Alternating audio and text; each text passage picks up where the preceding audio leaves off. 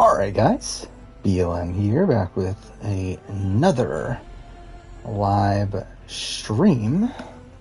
Gotta change the category because again, Horizon sucks where it doesn't automatically fit the right category. But there we go. Hopefully. Alright. So, yeah, continuing on Horizon. I don't even know where we left off, but not that it really matters. So yeah, it's been a few days. I'm trying to even remember what happened in the last few days. New Year's happened. My first stream of the new year, I guess. Yeah, what else do we got? Challenge All-Stars 2. Worked on a lot of videos in the last few days. My Survivor Africa video came out, which, who cares? Oh my god, that's loud. Okay, let's turn that down. There we go. Alright, I guess we're just doing this mission, because we're here.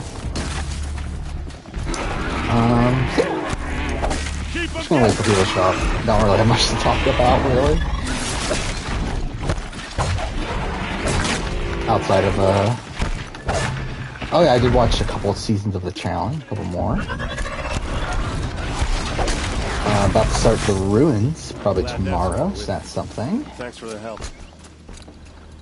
Still very surprised I put Ethan over Lex. Yeah, I don't remember why I did. Why did I do that again? Oh yeah, because it's positioning, right? Yeah, it's his positioning in the game.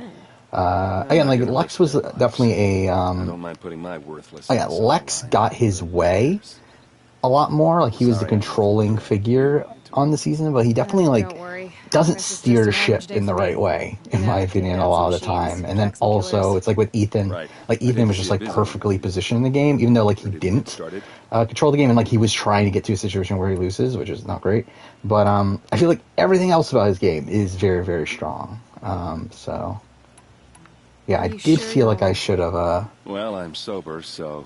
I felt like it was warranted to put Ethan at number 1. Well, I'm glad you're thinking straight at least. Hey, Bryce. Don't get used to it. What am I doing Tell me here? exactly what happened to us. Start from the beginning. But yeah, so, Amazing Race starts on Wednesday. That's something. That'll probably be when the next stream is after the Amazing Race episode. But she didn't bring you. No. Something I didn't even realize until a few days ago is that Australian Survivor and Celebrity Big Brother are starting on the exact same week, which is really fucking annoying. I didn't realize that until like a couple days ago. If Maddie beats Bob in Fire Making and wins the season in a near clean does the season rank higher if Maddie wins? Not really. Like, I think the season's exactly the same. It doesn't really change much. I mean, to be honest, like, even then, like, a Bob win is more of a clusterfuck, which I think adds to the appeal of Gabon. I think what would have really, like, made the season go up is if Susie won. Like, that definitely would have been a crazier outcome. But I feel like a Bob win is still, like, warranted. Like, Maddie win, it's like, Maddie didn't play a bad game. And, like, while that is a more satisfying outcome from a gameplay perspective, I don't know if it's more satisfying from a, like, a storytelling perspective. Because I feel like the appeal of Gabon is how crazy that season plays out, and to have a pretty, like, stereotypical winner in Maddie doesn't really add to the season to me. All right. Show me where Ursa fell. But, like, for me personally, like, I would probably still have it around the same spot either way. But yeah, I don't think it, like, helps the season. Hey, Zended Twitch. Yeah, it's been a while.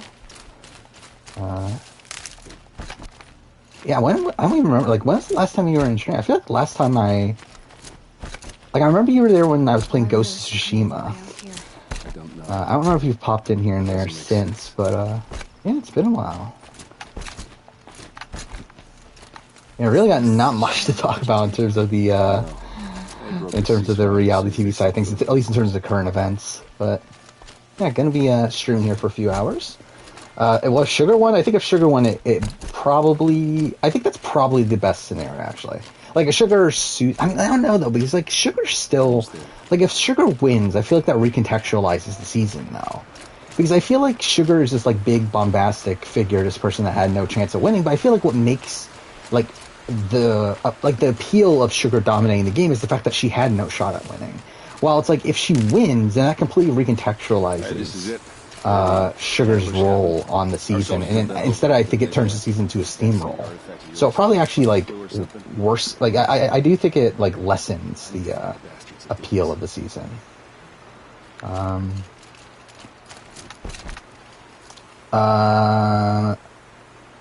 Yeah, is Nalia higher than Vesepia? I'll be honest, I don't remember. I don't think so, if I remember correctly. This is the spot. But I actually don't remember I've recorded it. I recorded it a while ago. But I actually don't remember. I should have been here to fight with her. But I'll say that like my player rankings are not necessarily indicative of who I would vote for. Because with the player rankings, I do take into account jury chances, and like how the jury perceive them and all that sort of stuff, and like how many scenarios they would win. While with my personal like who would I vote for sort of situations, like those don't include that situation because I don't care how the other jurors are voting. Like this is more so based on like how I feel like they played up until that point. So it is slightly different there. Where I stand by, I probably would have voted for Nelia over Vesepia, but I think Vesepia is higher than Nelia. But yeah. You don't have Oh shit! any God idea damn why she it! left in Didn't the need to do that. Whatever. It must have been urgent. Starting the year off blindsided, Ethan's higher than Lex. Yeah, I mean, I don't know. Like, I feel like it's a tough one because like I feel like if Lex had played in his best interests throughout the entire season, like had played a more like clean cut game up until his boot, then I would have probably had Lex 1. But I don't feel like that's the case. And I just feel like Ethan was better positioned. So again, like I felt like I had to go Ethan. I'll keep looking. But again, I would vote for Lex over Ethan if Lex got to the team. Okay, did not mean to do that. But again, I feel like that's like a different sort of scenario there. Arrows scattered. Oh yeah, I have not watched Cobra Kai. Never fired. Yeah, I have not had the time. I haven't even fucking finished The Witcher, which I wanted to watch. Yeah, I have been watching, so I did watch 2 more seasons of The Challenge. Strange. It's the last time I streamed. I watched The Island, and I watched The Duel 2. So that's something. Been busy with school and work. Yeah, I'm really far behind, chat.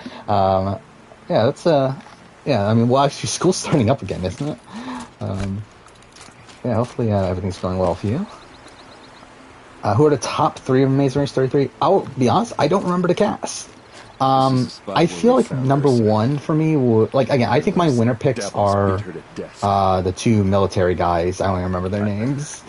The ones that stopped the terrorist attack. Yeah, I feel like they're probably my winner Let's pick. see what I can find. Beyond that, the game just dropped whatever. Beyond that, to be honest, I don't remember many of the other teams. Rancaro, I feel like could do well. However, I worry that they're one of the teams that don't come back. Someone move a body through here. What do you see there? But I don't know. This stain forms a line. I will say this: I don't have Pascal nearly that high. I don't think. See? I don't remember where Pascal lands, but I know he's not top 3 for sure. Wait, are you saying the dead found here were killed? Yeah, it's like Pascal gets screwed over in the sense that like obviously he gets rocked out of the game. I'm not taking it for granted. But like I feel like he doesn't play well. It's like he wins if he gets to the end. That's like the one redeeming factor about his game.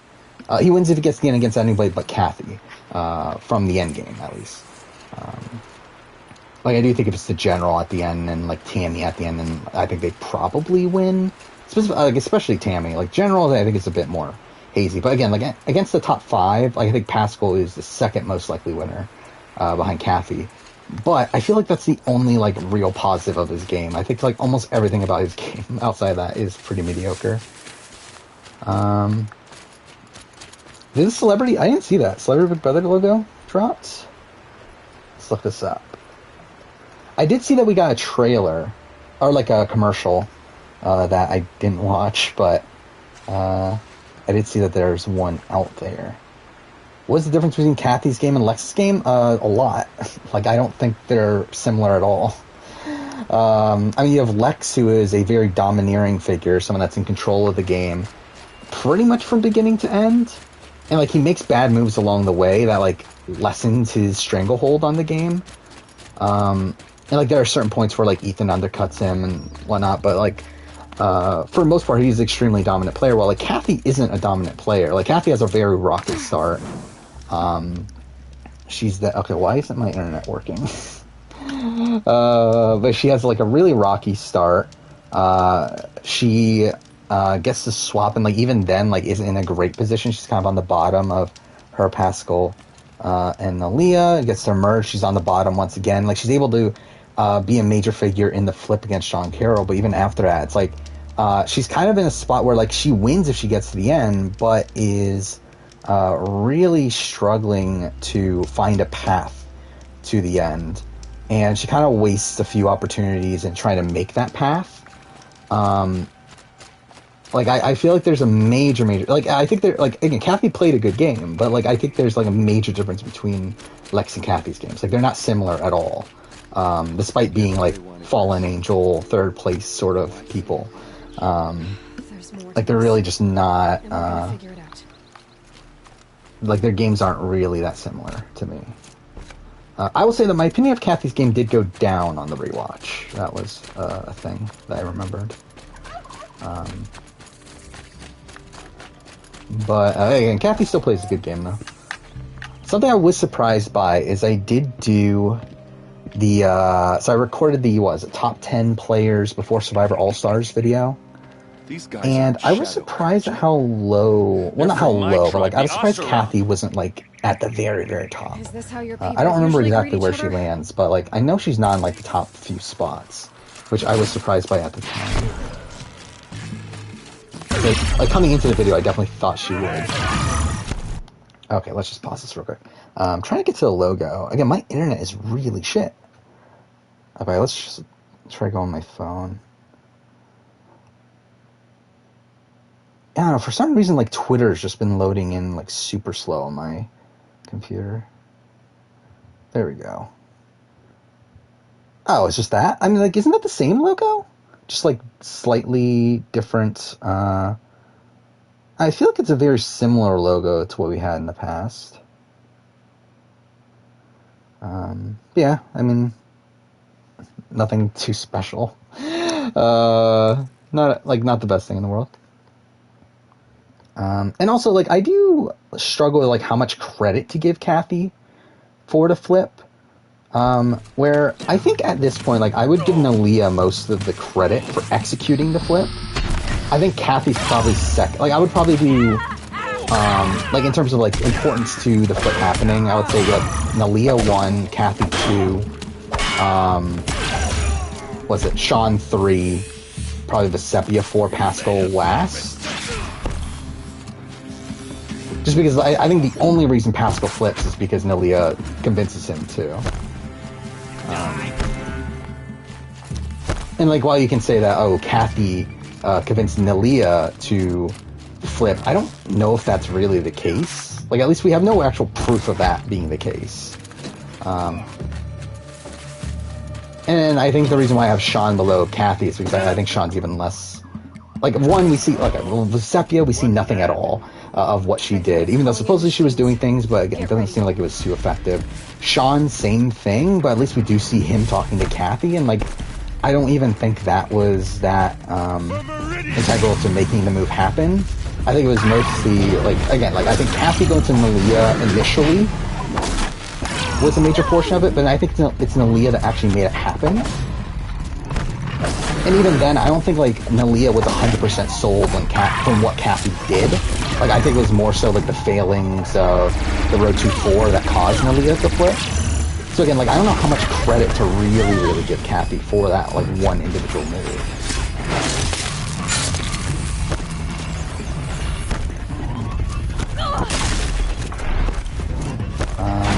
I don't know, I think Maddie winning the bone is different from Ty winning, from Ty winning BB Can 9 today. Where like Ty is like one of the few like cutthroat players on BB Can 9, and like with someone that was willing to like cut his best friend in the game, like all this stuff, and like I think that's what made him a satisfying winner. When you go to Maddie, who's like didn't do much in the game, it's like yes he like was in a very good position for the majority of the game, especially the post-merge, and like was playing. Like it's not like he wasn't playing, but it's like it's not to the same level to me as Ty, where it's like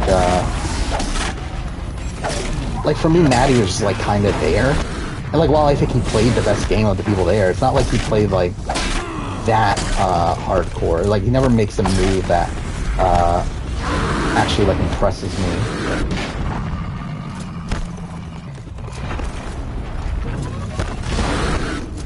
Would I put her below Scout or Yao-Man on the final juror ranking? Probably not. Like, I don't think her spot... I don't know. Maybe it does change. I mean, like, I still think her and Yao-Man are very similar. And to be fair, her and Scout are still similar. Because I think they're, like, all people who are, like, struggling to find an endgame. You know, Scout was, like... I think Scout, like, I don't remember my final juror ranking, but, like, in retrospect, probably Scout should be the... Actually, no, because Yao-Man had to have the idol to save himself. See, I think Kathy is still the top of those three. I mean, like, the thing about Scout that I find pretty bad is that she couldn't even get her closest ally to take her to the end. Where, like, Twyla wanted to go to the end of Chris, which is pretty asinine on her end, that she couldn't even keep Twyla in line.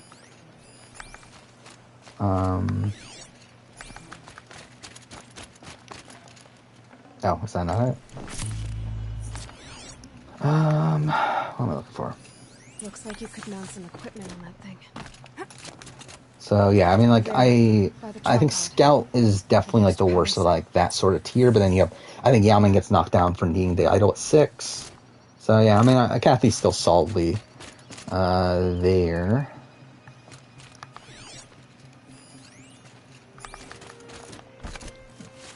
No, I'm factoring. This is before All Stars. The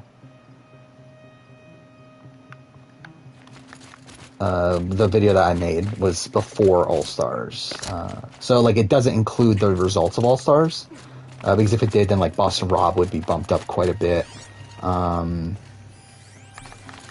Who else would move? I mean, to be honest, not many people would move up from All Stars, right? Like I feel like Boston Rob might be the only person to. I mean, like obviously, like Amber would move up and like Jenna Lewis would move up, but like I don't know if they would even make the list still. I guess Big Tom would probably move up, just due to consistency. And then what you got? Alicia, Xian, probably not enough. To be fair, Xian doesn't play that good of a game. Anyway, yeah, so I mean, like, I think the only real change to make there, like, after All-Stars would be adding in Boston Rob, who would be very high. Like, I don't know, would Boston Rob be number 1? I don't even remember who's at the top of the, like, I remember who's number 1 on the list, but, like, I don't remember who else is, like, in that top, like the top 3 or 4 or so, but like I would say like Boston Rob might be number 1 after All Stars. Like I mean, like I think it's for sure like top 3. All this trickery.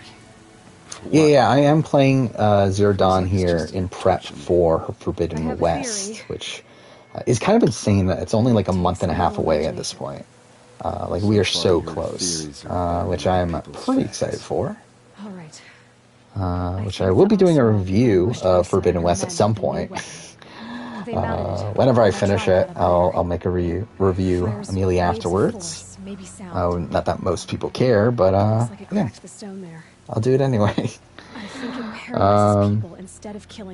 I haven't done my BB3 rewatch, and then after I'm going to do the player ranking, that'll be later this year. But like I suspect that. They were trying to hide something. I don't know, like Danielle and Jason would be 1 and 2, then I would guess Lisa would be 3. A bloody rock. That's what I would expect, but again, obviously I haven't rewatched the season to fully solidify that. I don't know who's higher, Danielle or Jason, though. As if they took the armor off someone. That can't Because I be. feel like, again, it's kind of a Somebody is similar lying and staying case in to Meridian. Ethan I and saw Lex, but like, said actually, she is was it though? unrecognizable. I mean, I guess it's like, Maybe they I guess switched Danielle's another kind of body the into her mix of armor, Ethan and someone Lex. around the same size, and mutilated it enough, so it could have been anyone. Yeah, Even because Ursa. it's like, I guess Danielle had the better Go back to positioning, Meridian. Take another look at that but body. also, If it's really Ursa, like, was the messier Of course player in terms of actively I'm like right. sabotaging her chances to win the game to where she would lose a jury vote. Then my sister could be alive. But you had Jason, I'm who going. like wasn't as well Meet me back positioned, there but when you can. would win a jury vote. But then again, like wouldn't in like against Lisa or against actually I guess he would win against Amy, and I don't know about Marcellus. Marcellus could win, but yeah, I don't know. I would really think about that. Hey, Sir Quill, watched the new Matrix? Yeah, I watched it when it came out. It was interesting. I mean, like I should have rewatched the other Matrix movies. I kind of wish I did before watching. Was it Resurrections? That's what it was, right? But yeah, I mean, like it was fine. Like I didn't hate it, but I didn't like love it either. I know most of the reception to it is pretty negative, though. I guess we'll just do this mission. And the OG Planet of the Apes movies, those are fun. I mean, they're not good. I mean, like they're like kind of innovative for the time, but they're fun. Especially the ending of the first one. Like the ending of the first movie is probably one of my favorite scenes in all of media. I just love it. Yeah, this is a stacked year. Both game and reality TV wise. I mean, game wise, we have Horizon, we have God of War, we have I don't remember what else. There's a lot though. Is Final Fantasy 16 coming out this year? I know we got the confirmation that. Actually, no, it got delayed, right? I don't remember. Either way, like that's coming at some point.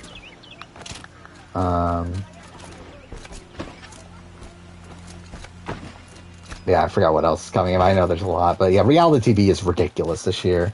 I'm really not looking forward to how much shit there is this year. Because again, like the reviews are really the things that take the longest amount of time to put together. Like reviews and season retrospectives take the longest amount of time to put together, just due to how long the scripting process takes. Greetings, Aloy. And I'm really not looking forward to having, again, Amazing Race 33. You got Australian Survivor Blood vs. Water. You got Celebrity Big Brother 3. You got BB Can 10. You got Survivor 42. You got, I mean, that's all like the first like 3 months of the year, right? You got Challenge All Stars 2, which is nearing its end. All Stars 3 is probably going to be somewhere like first half of next year. Like summer, you got A&W, you got BB24, you got BBAU. I feel like there's another thing. I mean, The Circle is coming at some point. We got probably 2 seasons next year of that. Challenge 38 is coming at some point next year. We have obviously Survivor 43 by the end of it. Yeah, I mean, there's a lot. So, Return to the Outcast, yeah, that too. Again, there's so much shit. Which again, it's exciting from like another season of Australian Survivor at the end of the year, probably. So again, it's exciting, but it's also like a lot of work from my channel standpoint. Which again, no one is telling me to do these things, but like I like the idea of doing it. But like the actual execution of doing it is like just not fun. Okay, Elden Ring. Yeah, Elden Ring's early next year. Breath of the Wild 2. It would seem you have done me a great service. So again, Errand, tell me what you found. some pretty big games coming out. You were right, Aloy. The body is missing a scar below her right knee. They're planning doing Australian Survivor All-Star player ranking before SA Return of the Outcast. Probably The body not. is not Ursa's, then we must assume she is still alive. At this point, I'm not really like. I think when it comes to individual season player rankings for International Survivor, I don't really plan on doing them outside of like when I do a retrospective of it. Impossible. Yeah, I will. Something I do want to do for Return of the Outcast, that after it's done, I want to redo my SA player ranking, like my top 10 player video. That's something I'll do. Lurking somewhere near the border. I've already sent an agent to investigate. I'm debating on when to do the Australian Survivor top 10 again. It'll probably not be until we either get another All-Star season or until season 10. I think that's probably what I'm leaning towards. Battle for the Planet of the Apes. Which one's Battle? Is that the last one?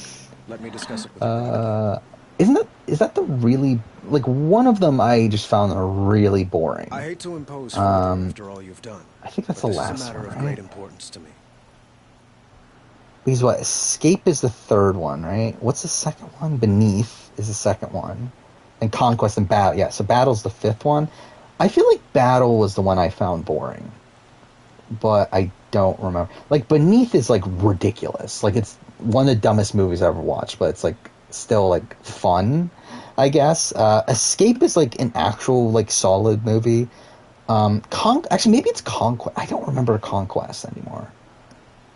Which one's Conquest? I would like to rewatch the Planet of the Apes movies. Okay, I definitely want to do a Planet of the Apes ranking at some point. It sounds like Ursa means a lot to you. Without her Oseram Vanguard, I would not have been able to... Really hoping BB Can's All-Stars? Yeah, it would be cool. Oh, yeah, by the way, I haven't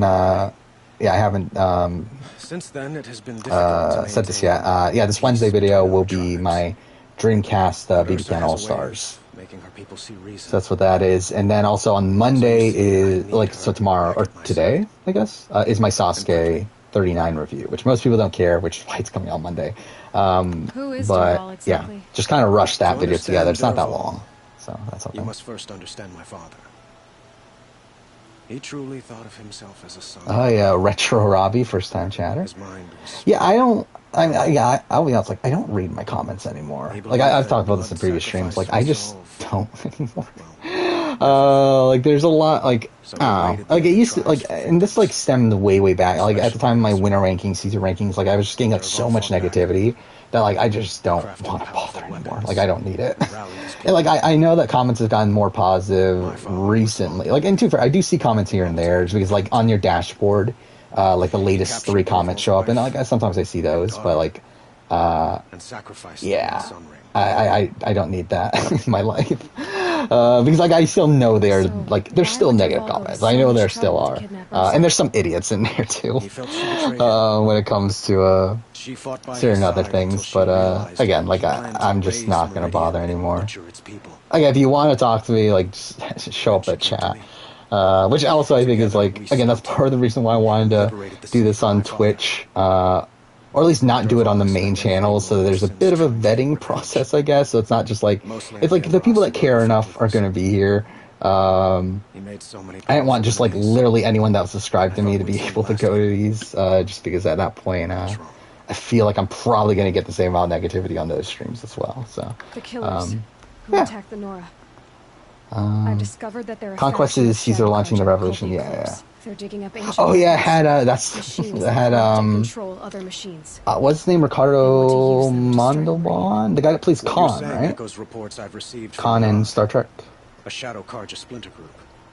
Corrupted machines across the land. Yeah, Ricardo Montalban. When will this attack come? Do you know? I'm not exactly probably for best for missing some funny shit. I'm sure I am.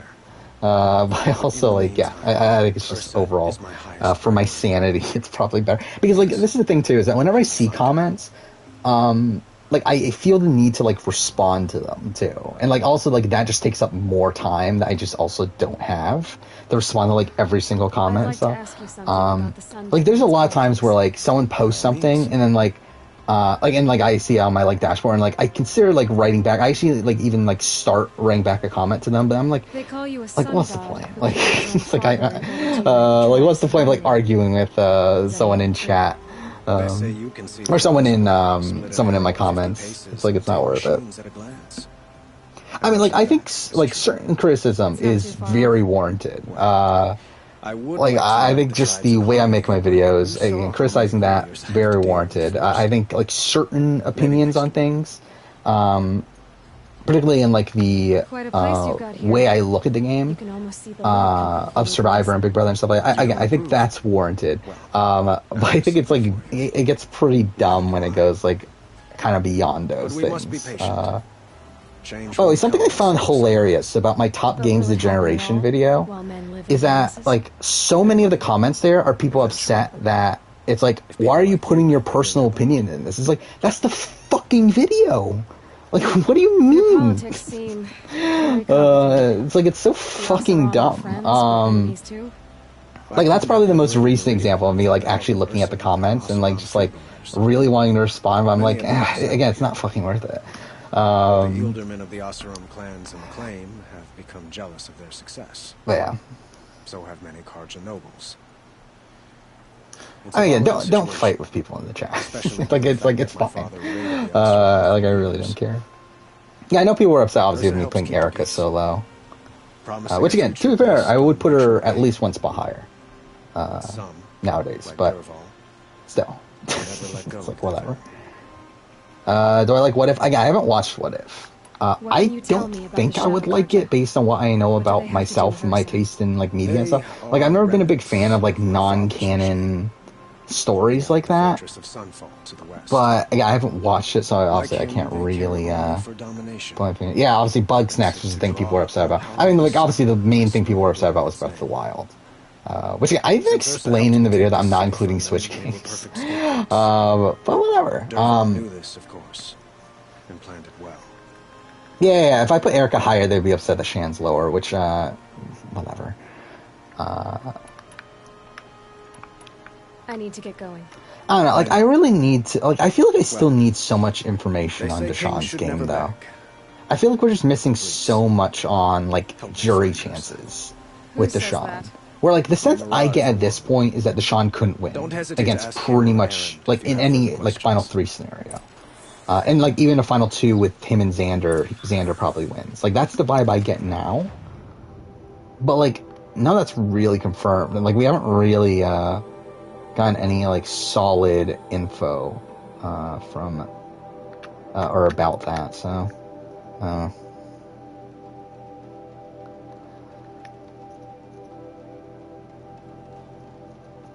You believe jury was decidable? Yeah, I mean, yeah, jury was... I mean, like, I feel like most jury scenarios, like, most, like, final tribals and stuff are pretty much decided before. I feel like the only... Like, I feel like the times that's not is when you have, like, two people at the end that could win. Like, I think, like, a Dom and Wendell situation. I think... I'm trying to think. Has it happened recently? Like, I think if Tommy and Lauren had both made it to the end on IOI, I think that would have been another situation where... it would have been close. I do think Lauren has the edge, but I do think Tommy could have potentially flipped some votes. But, like, yeah, with, like, 41 here, I think they were already decided. Oh, wait, they literally... Wait, they maybe go down just to go... Whatever. And then, like, 40 Tony... I think Tony was decided.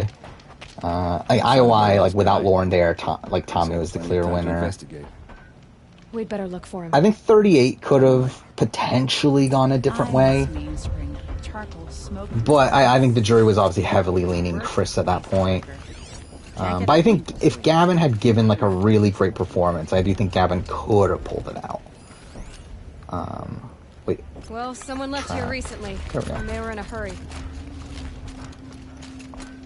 But yeah, I think most scenarios, though, they're pretty much already decided. Cobra Kai was good. Again, I actually haven't heard anything about Cobra Kai at this point. Again, I have not watched it yet. And to be honest, don't know when I will. Something I have been thinking about watching is Picard. Because I do have Paramount Plus right now. Oh, I'm an idiot. It's right there. So I'm thinking about watching Picard before I get rid of it, which will probably be next month. Dervahl's thugs must have made it. Xander was the first male no-vote finalist since Troyzan? Is that right?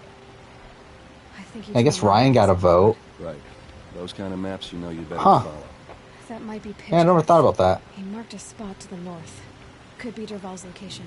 My men are waiting outside of town. I'm trying to think. So, yeah, so before that, you had Ken in 33, then Ty in 32. So it's like, there had been a trend, and then Spencer 31. So, like, before that, there was a decent amount. But yeah, like, since then, there hasn't. That's kind of insane, actually.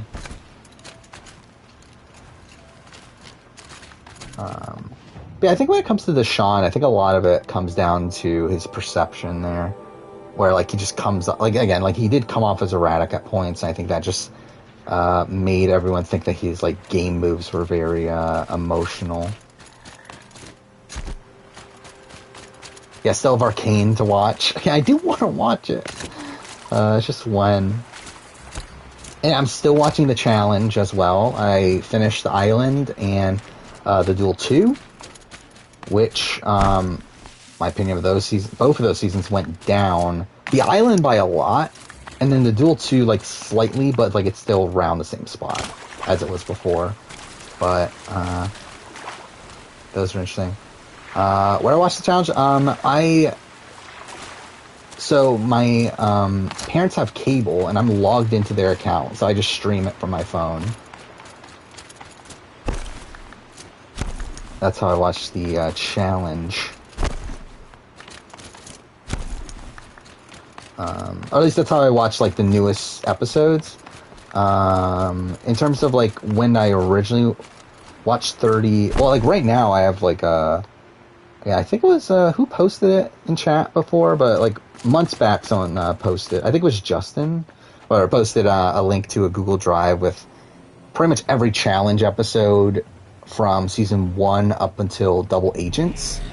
So if I were to rewatch, like that's how I'm doing the rewatch, is through that. Don't know an easy way of watching Spies, Lies, and Allies right now, but I'll figure it out when I get to it. Experiments on them or strips them for parts. Maybe I can use them to make some trouble. I'll go in first. Hold off until the fighting starts. All right, we've got your. Yeah, first stream of the new year. I mean, I'll be honest, like I completely forgot that last stream was the last one before the end of the year, or else I would have like said something by the end of the stream of like Happy New Year or something like that. But I just completely forgot. But yeah, this is the first stream. Unleash the machines! Shoot their chains! Again, nothing too special though. There's not much going on. Again, next stream will be on Wednesday night after the premiere of Amazing Race, which, I'll be honest, I don't think I'll have that much to say. Oh my god, wait, how did I lose that much health? Okay, well this is a disaster.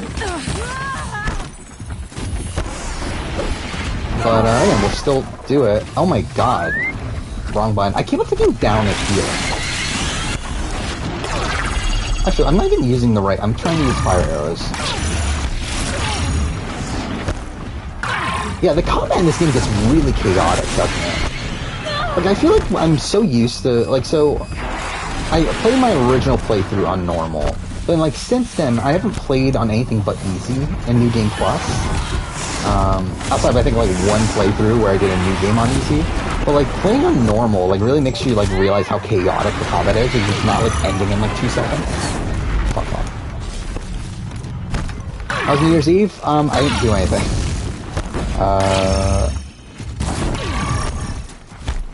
I spent time with my parents earlier in the day, but then like at night I just was at home, edited videos.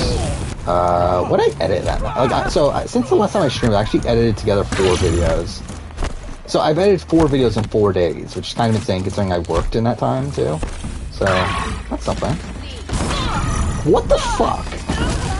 Whatever. Really want to try watching Doctor Who? I was interested in watching Doctor Who a while back. Oh my god, I'm almost dead. How the fuck did that happen? I remember, like, when I first played this game, this fight took me forever.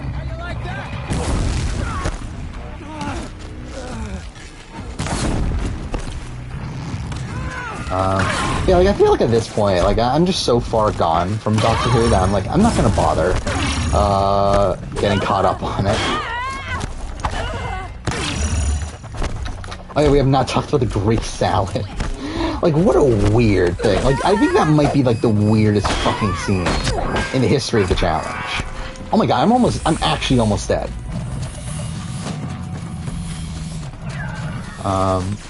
Okay, let's just take everyone out here, I guess.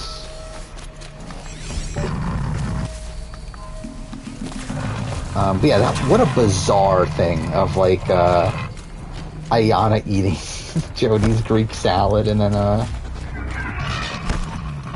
like telling her about it, like taunting her at the nominations.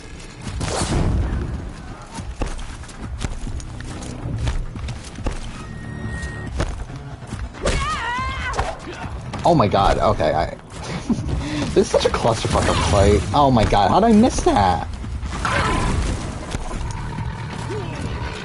Whatever.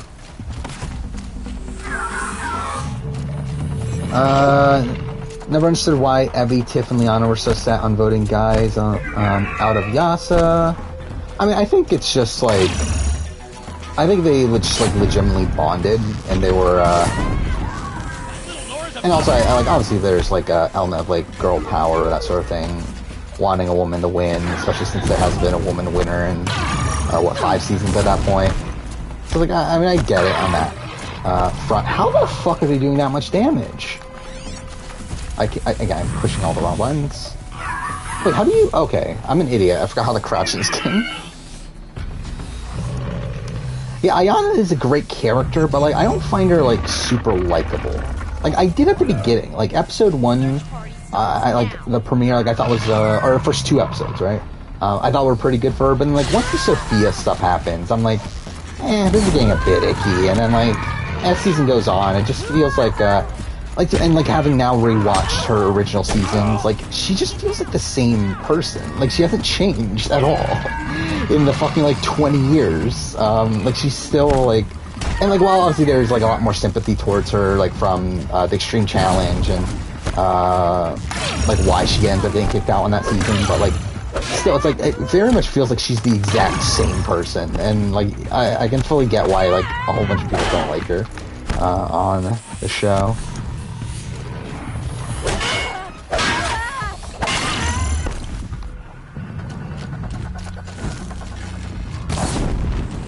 Okay, how did that not hit him? Okay, I am about to die again.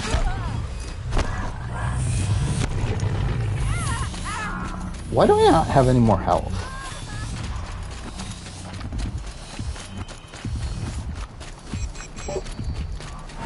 Yeah, it is a strange way of playing the game, but it's like also, it's like...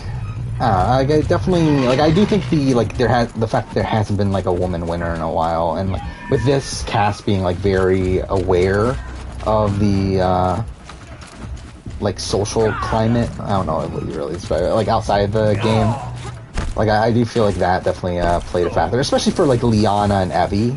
I don't know how much for Tiffany, like, I feel like for Tiffany it was, like, kind of, like, it just, like, benefited her, so she did it. But I feel like Evie in particular, I think was obviously very aware of those sort of things. I think they were. I think they were like the main person orchestrating that. How many enemies are there? Oh, okay. Oh fuck! There's like the big guy over here, right?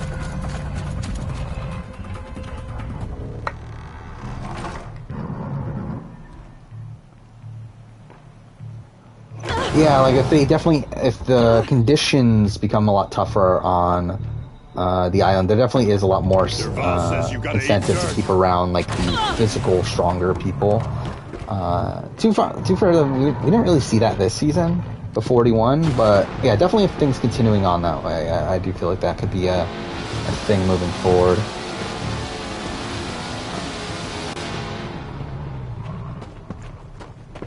Yeah, Ayana does feel unique in, like, the modern reality TV landscape, especially from the challenge, where, like, it definitely feels like the challenge has gotten a lot more into having these people that are, like, playing it up for the camera. Where, like, I feel like Ayana is genuine, it's just that she's genuinely not, like, seems like a not great person. Especially not, like, a great person to actually deal with.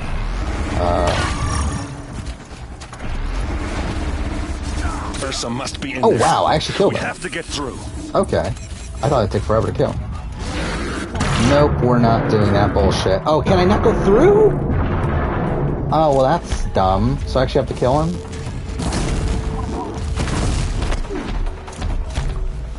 Yeah, I definitely wish Sydney lasted longer. Again, like for me, the thing about the season is I do feel like it lacked a lot of character moments. Like it wasn't a very like fun season to me. Like it was a good season, like a solid season, especially from a gameplay standpoint. But I just feel like it was lacking a lot of fun characters. And I feel like you had like Sydney who went home early, you had Brad who went home early, you had Nasir who goes home like relatively early, and even then he wasn't getting as much screen time as I would have liked him to. So, oh wait, do I need to loot him? Oh, I'm a fucking idiot. Whatever. But, yeah, like, I feel like this season was, like, kind of lacking the fun element of Survivor, with it going so much into, one, gameplay advantages, and also, like, the personal stories of these people. But I feel like Sydney was, like, one of the few people there that, oh wait, I'm an idiot again. They did, bring some good character moments.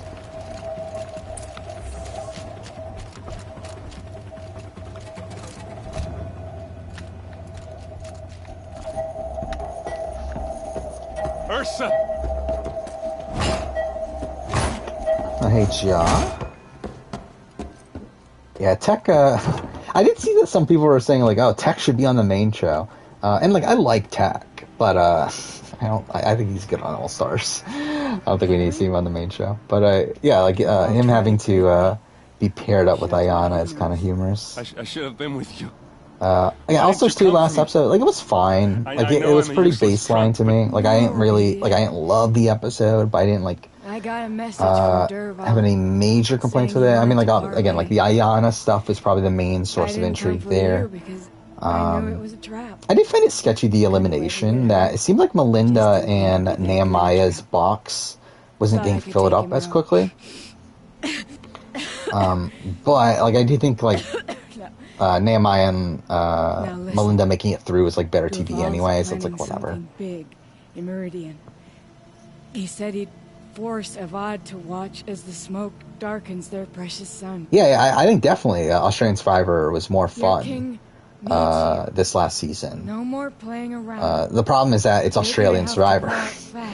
And it's bloated, it's filled with like a billion twists, and to be fair, Survivor 41 was also, but I think like when it comes to the comparison between two, it's really the bloat that does, I mean the bloat, and then also I think the casting is much weaker. Please. Like, well, you had like two of like the greatest players / characters of all time in Haley and George. You also have like Gerald's, and you have like people from the pre-merge I can't even remember who the fuck is there from the pre-merge. You got like Janelle. You gotta find Dervahl. Like some of these other people. But Meridian's a big place. Tech hosted Hole in the Wall. How'd I just figure it? Like, how'd I just now find that out? That's hilarious. I didn't know that. Because I do remember watching that when I was younger. This machine's been picked apart with precision. Actually, was it on Cartoon Network, though? It was a different version of the show that I watched. Like, I know it was originally a Japanese show. If it's the show that I'm thinking of, at least. Let's see. Hole in the Wall. Okay. I look up Hole in the Wall and it literally comes up with places near me called Hole in the Wall. It's like, what the fuck is there? Oh yeah, it is Tech as the fucking... that's so weird. Yeah, that's bizarre. Oh, it was originally on Fox. I think that's probably where I watched it. The first season that was on Fox. Yeah, 2008, 2009. So yeah, I think that's the show that I watched. So did he not become the host until after? So maybe that's why I don't remember. Either way. Oh, it's on Amazon Prime. I can watch it now. That's great. Just give me some yeah, I played Indigo Prophecy. I like it. I'm like, I'm a fan-ish of Quantic Dream. It's kind of weird because, like, obviously I don't support the actual company, considering they seem like a terrible actual company, but I do enjoy the things that they make, even though, like, David Cage's writing is kind of iffy. But, yeah, so I played all the games. I did a video where I ranked all the Quantic Dream games. Yeah, I played Indigo Prophecy. It's good. for what it is. I do think they improve upon like pretty much everything in that game with Heavy Rain. But it's good for, especially for the time. Like it was what 2005. Wait, what's this? No? Just notes about crafting.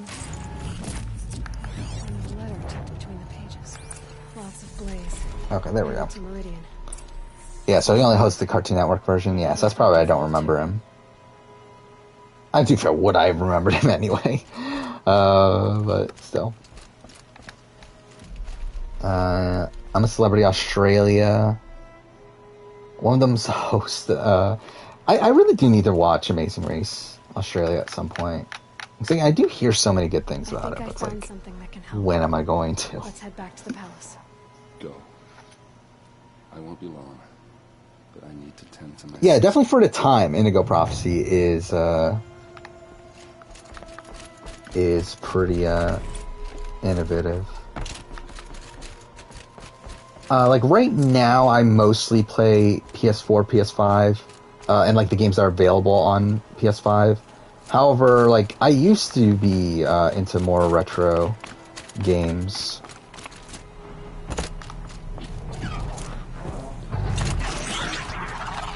It's on to me. Like there was I used to collect games at a point when I was in like high school, like years and years ago. And like during that point, I'll be honest, like I wasn't playing games as much as like I play games way more now than I did when I was actually like collecting games.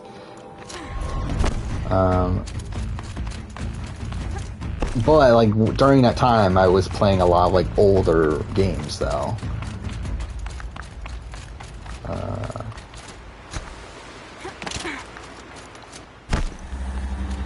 Okay.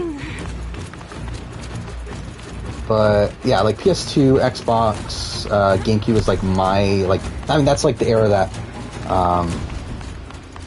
was obviously prevalent when I was a kid. So like that's the stuff that I'm like more used to. But like I played N64, like Super Nintendo, NES, some Genesis, not as much. Oh, okay. I've not played Illusion of Gaia. I do hear really good things though. A lot of those Super Nintendo RPGs I have not played. Like when it comes to JRPGs, I didn't really get into JRPGs until a lot more recently. I'm trying to think like what was so like I played Final Fantasy X when I was a kid. But like I'm trying to think like what was the first like JRPG that I really really got into. I really don't know actually. Like, I don't think it was until, like, PS3, 360 era, like, around that point was when I, like, actually started to take JRPGs seriously. Yeah, I don't like Undertale. I'm just not, like, I feel like, even though, like, I, like, grew up playing, like, N64 and, like, that sort of, and, like, I'm too fair, even that's, like, beyond, like, the NES, Super Nintendo era. But, yeah, it's like, I don't know, it's like, I wish I liked that stuff more than I do, but I feel like I just like play games for a different reason than why people that like that sort of stuff play games. Or like at this point, like I'm much more into like the narrative and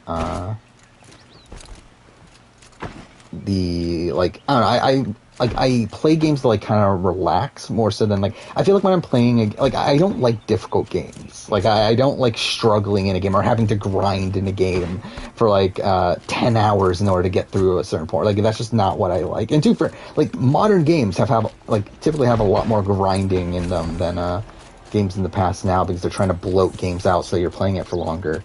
But yeah, I feel like PS3 360 is kind of like, I mean, like my gaming history is like kind of very weird where it's like when I was a kid, N64, GameCube, PS2 was what I played. Then like I took a big break until I was in high school, and by that point it was like in the middle of the 360 PS3 era, and I feel like that's like kind of what influenced my current taste in gaming was like playing games like Uncharted and like Walking Dead Telltale I've sent a message and to let everyone know. Heavy Rain and stuff like that. And then like I took another big break until like 2016. They'll be Which is where like I've been like back into gaming since then, but like since then I've been just playing on PS4 pretty much. Like I haven't really taken the time to go back and to play older games outside of stuff that have been remastered on modern consoles.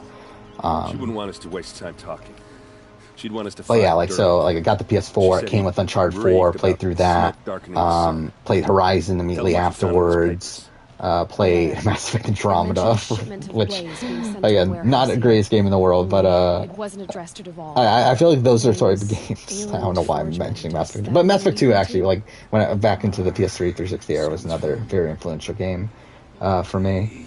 I feel like that's the sort of stuff that I like now, more so than the stuff I would play when I was younger. So like as much as like I loved Super Mario 64 when I was a kid, like I don't really have much, like, I don't feel like I need to play Super Mario 64 ever again. And, like, I thought about doing a Super Mario 64 retrospective, because last year was the 25th anniversary, so I was thinking, you know, let's do that. But then I was like, I don't know how much I really have to say about it. Like, because I feel like so much of my video game videos nowadays are so much focused on the narrative, where, like, really, like, at least half the video is me running through the narrative from beginning to end and, like, talking about if the opportunity presents itself, again, like the overall story. And it's like I feel like with Super Mario 64, it's like how much do I really have to say?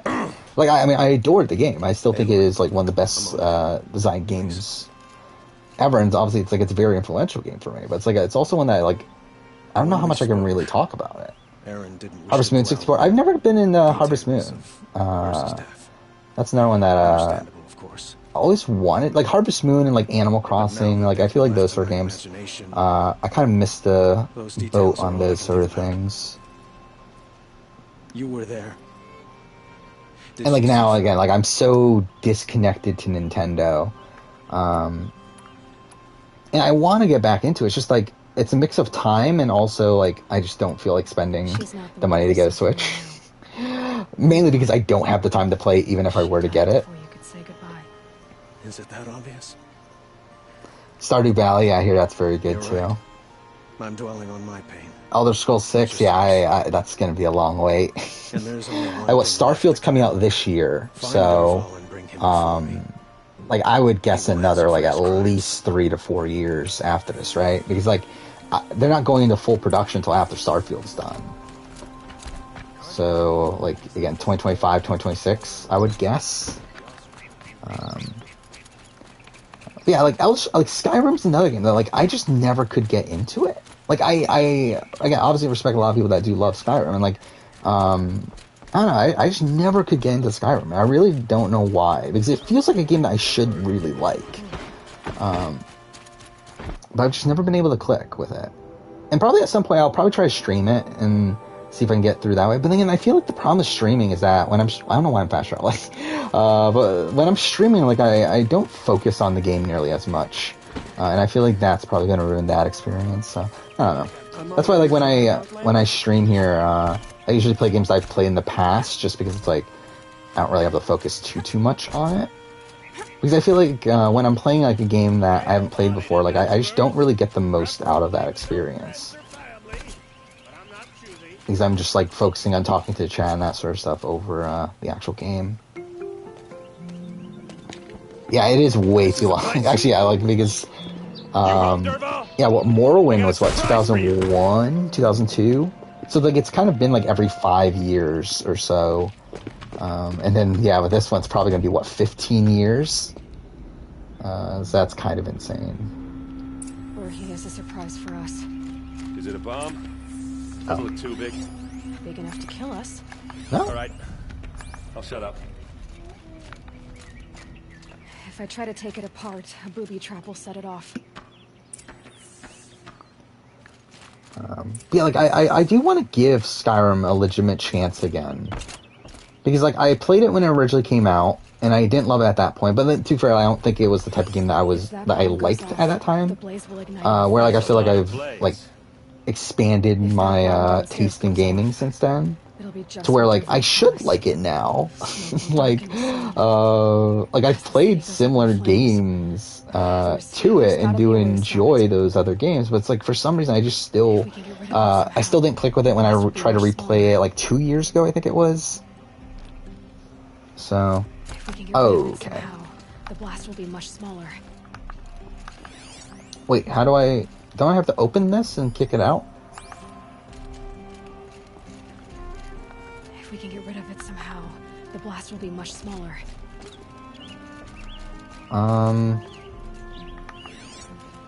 What's so sad is I've done a speedrun of this game in the past. Yeah, I have like no memory of how to actually do this anymore.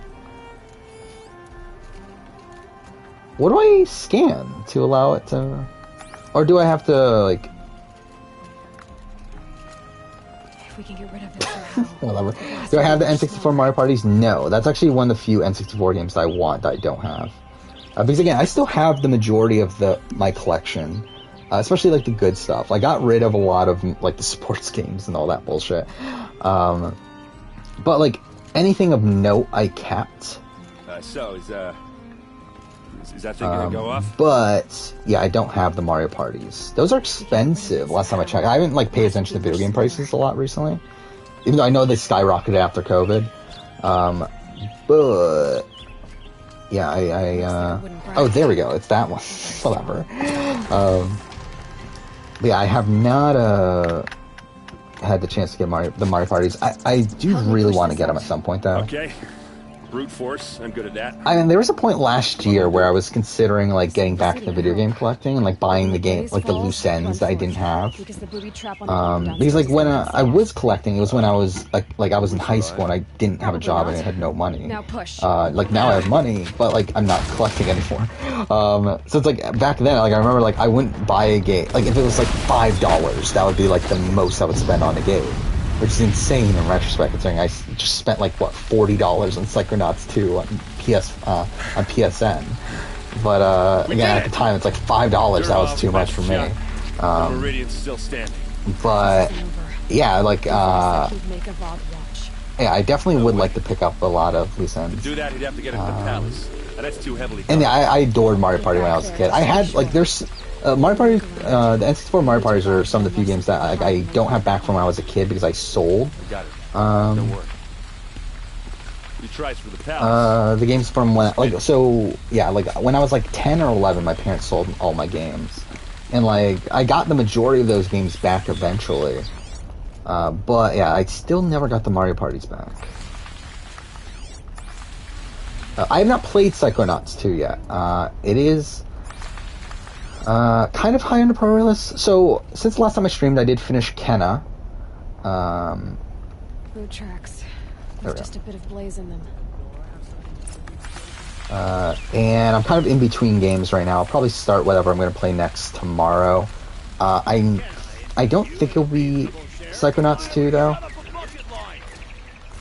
I think... So, I'm debating over Tales of Arise or... I think I'm gonna go to Forgotten City, which is I also just bought for $20. But I hear very good things about it. Like it is a Skyrim mod, like or at least it originally was. Now it's its own game, but like supposedly it has a really strong narrative. And like I've heard nothing about it until like around the time of the Game Awards, and then all of a sudden like a whole bunch of people were really praising it. So, yeah, I'm interested in giving that one a shot. So I think I might do that first. Especially because, like, I don't think it's that long of a game. So I think I'll do that, and then maybe Tales of Arise, and then... the thing about Psychonauts 2 is I want to play Psychonauts 1 first. Because I never finished Psychonauts 1. I've played, like, the first, like, hour of it. But never too much of that, so... That is probably what I'm going to do there. Wait, what do I do here? Yeah, I know retro game prices did go up quite a bit during COVID. I didn't know if it went down since then or not, though. Like I remember, I have Go-Go Hypergrind on GameCube, which is like a really fun game. But like I saw that it was going for like ridiculous prices. Like last year when I was like checking up on video game prices. like, yeah, like there's definitely some games that have skyrocketed in price. Yeah, Atlas. Yeah, it is an Atlas title. It's like what, a cartoony like skateboarding game for GameCube. Yeah, let's look this up. How much is it now? Looking at price charting. Yeah, like, I mean, again, price charting is not the most accurate thing in the world, but I would like gauge around $300 for that. So that's kind of insane. And I remember, like, I got that for like $3 at GameStop when like they were getting rid of GameCube games. Duval did find a way into the palace. Like 10 years ago or so. It's like it's really insane.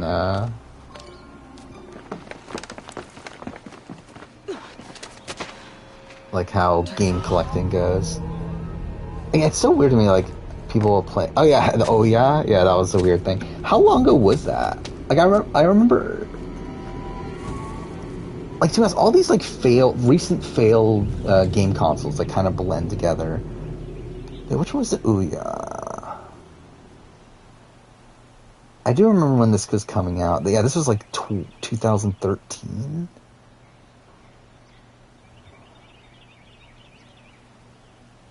Yeah. I mean, I don't know why third parties are still trying to make game consoles at this point. It feels like a waste of, like, at this point, it's like, I feel like they're better suited just, like, trying to make games for, like, PlayStation and Xbox. I feel it's just so hard to get into the gaming market at this point. And to be fair, I mean, like, Xbox was able to do it, and, like, really, like, take Sega out of business. But, I mean, even that was like 20 years ago, and I feel like at this point, I don't know why more console developers are really trying. I got the whole Dot Hack collection. Yeah, I only have the first one, which is like I think it's the cheapest one of the bunch, and I have Quarantine, I think.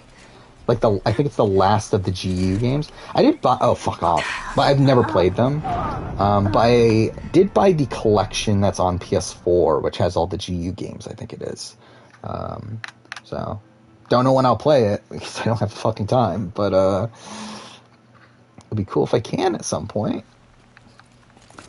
Like right now, I'm focusing on the games of 2021 because I want to do a video ranking all of them. Which I don't know if I'm going to play everything. Because, like, I have my list is, like... I mean, I have a list on my phone of all the games from 2021 that I own already, and it's, like, 38 games. It's like, I'm not fucking playing... Like, I'm not going to bother playing Werewolf the Apocalypse Earthbound. But, I don't know. I'll try to play as much as I can. I think I'll give myself to, like, March... or so, like the end of March, and then that's when I'm gonna call it.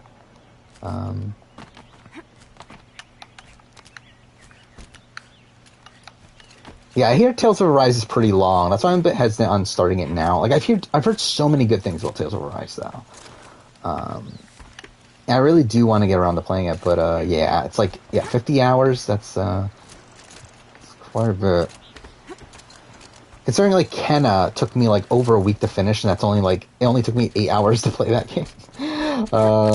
Mind you, there were, like, other, like, this was, like, Christmas, and, New Year's happened, and I was trying to work on videos and stuff, so it's, like things are in the way. Well, like, in comparison to, like, Hitman 3 took me 7 hours to finish, and I finished that in, like, 3 days. So, like, I think it's really more so, like, how determined I am, to finish it, but, still, I feel like it's gonna take me a while.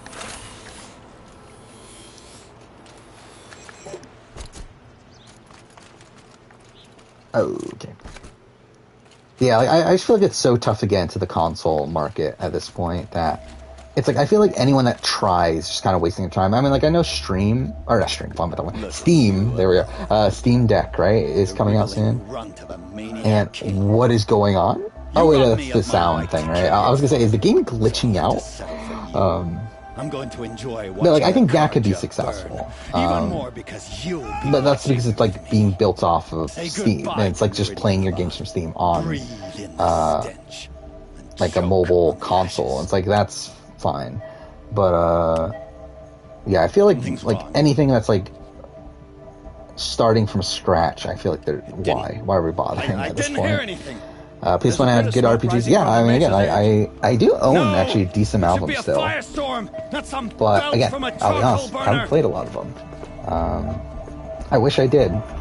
Again, it's so weird though. Like when I was actually like collecting games, I barely played any of the games I bought. Yeah, like now I actually would genuinely be interested in doing it, but I just like don't have as much time because I'm playing all these other more recent things.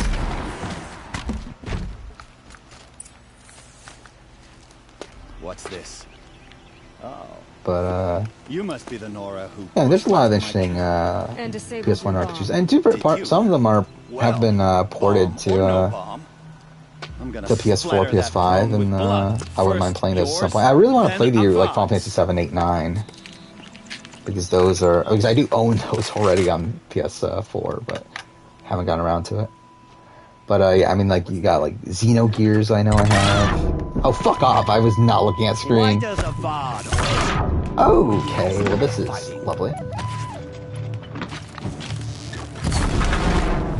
This isn't over yet, wench.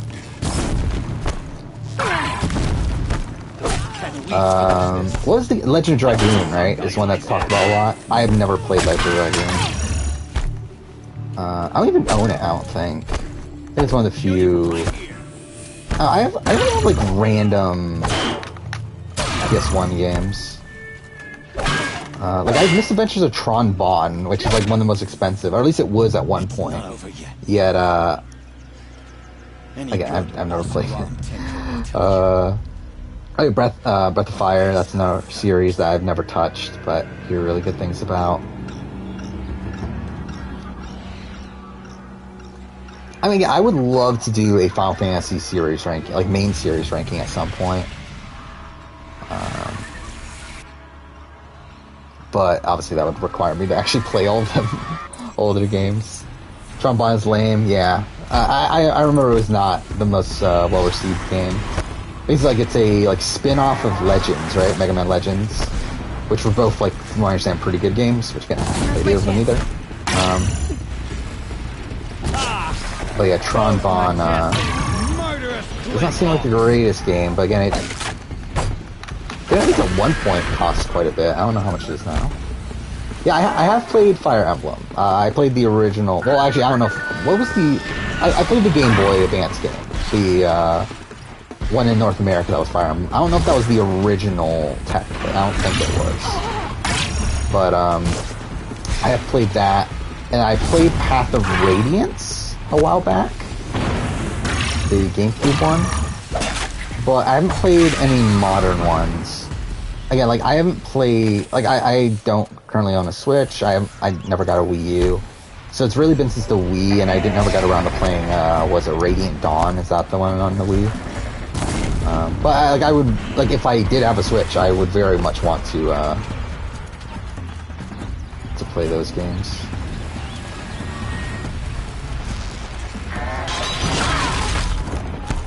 I mean, that's like one of my regrets of 2021 is, again, like, because I didn't get a Switch, I'm not gonna have the chance to play Metroid Dread. Not gonna be able to play No More Heroes 3. Not gonna play Shin Megami Tensei 5. Like, definitely were some games I was pretty hyped for that I'm not gonna have the chance to play for my ranking. But again, can't play everything.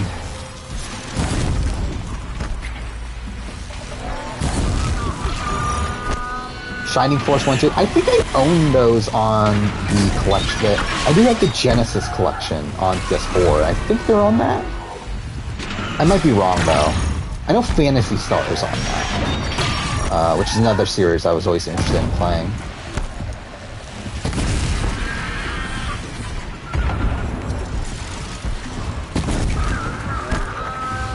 Do I believe the KFC gaming console's real? Is it?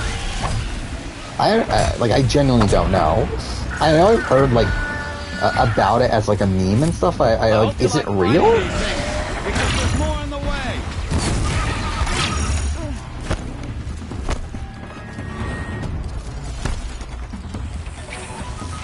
And when it comes to Switch games, I'm not expecting any Switch game to look the best graphically.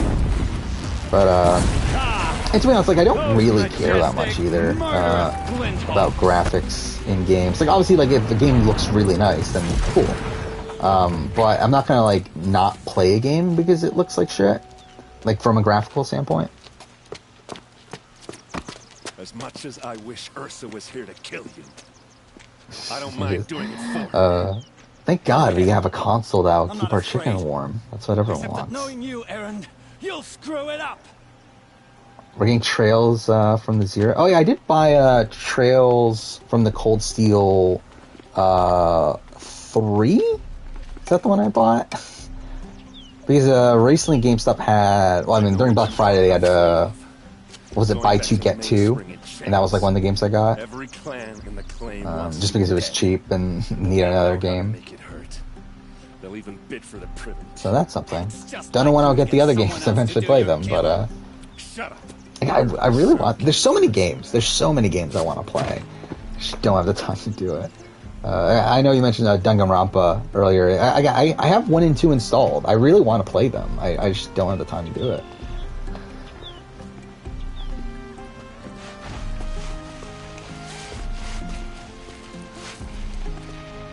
Oh, it has a Wikipedia page? Well, thank God.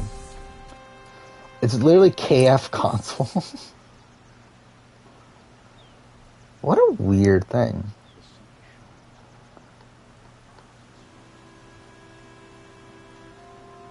Price is unknown, so I mean, that's a shame.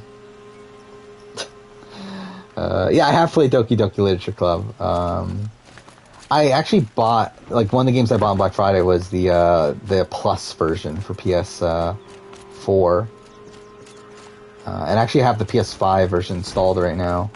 I don't know, I was thinking about, like, playing it on here as a joke at some point.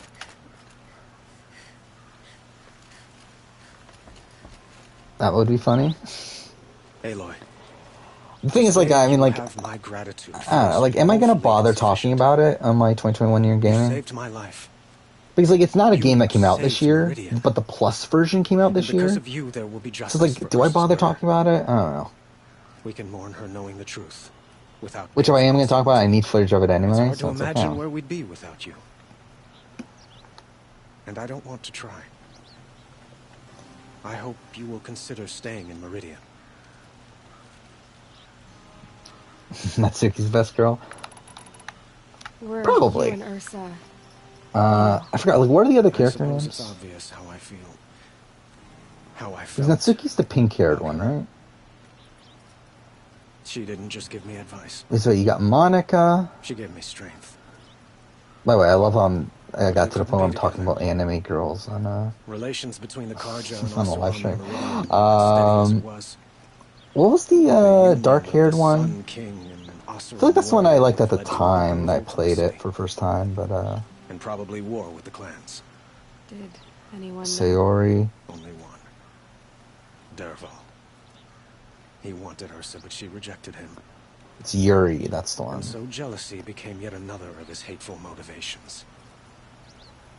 Oh no, I was thinking of Sayori, not okay, not Natsuki. Okay. Either way.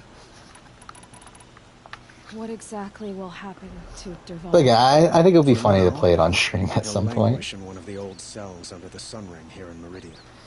I mean, in terms of streams, like, the plan right now is we're playing obviously Zero Dawn until we finish it. I was gonna play Ratchet and Clank 2016, but I'm kind of like, I don't feel like it anymore. Like, I wanted to at the time because I was gonna play, Some Oseram devices what's it called? Rift Apart, soon, but I'm also like, do I really need to play 2016 before I play Rift Apart? I don't think so. So I don't know. I think I'm just gonna drop that, and we're just gonna go straight into the Uncharted replay. So I'm gonna do Uncharted 1, 2, 3 on the Nathan Drake collection, and then by the time we finish that, the Legacy of Thieves collection should be out. So we'll play the PS4 or PS5 version of Uncharted 4 and Lost Legacy. And then once that's done, it's like, What you're saying we echoes can just play whispers I've anything. heard from Mirage. So maybe Doki Doki Shadow after Carja that. Splinter Group are up to we'll machines see. across the land. When will the attack come? Do you know? I'm not sure. Honey Pop? I have not heard of that. Keep me informed if you learn more. A tile... what? A tile matching in dating sim? Okay. That is something. So it's like Bejeweled, but also has, like, nude anime girls? Is that what it is? Yeah, I mean, that is something. Okay, it is an actual full-blown porn game? Okay, well, that's, yeah. Probably not playing that on Twitch.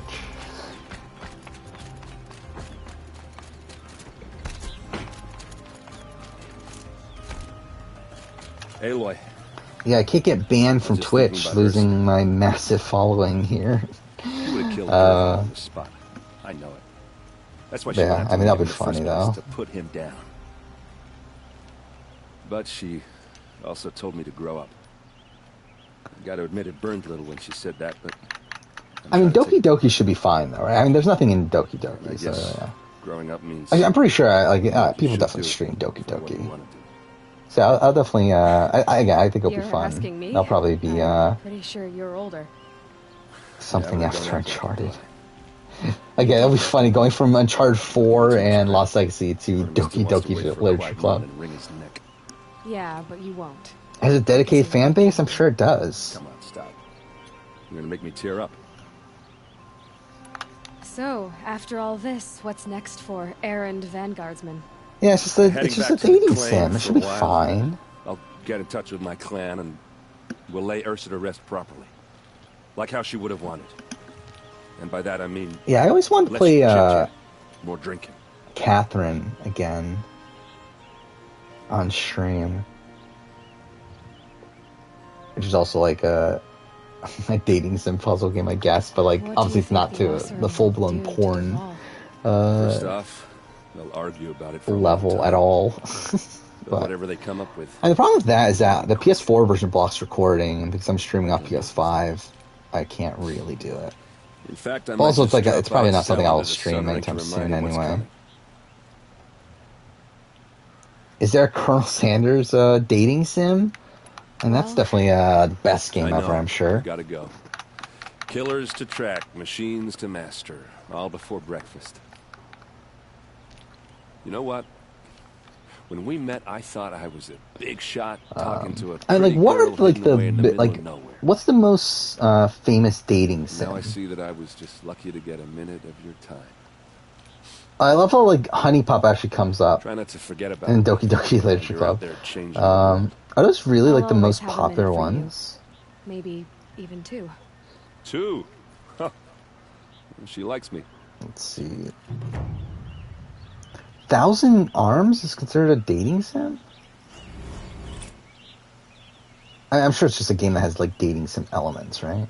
Sakura Wars. I do have the PS4 version of Sakura Wars. Like the PS4 game.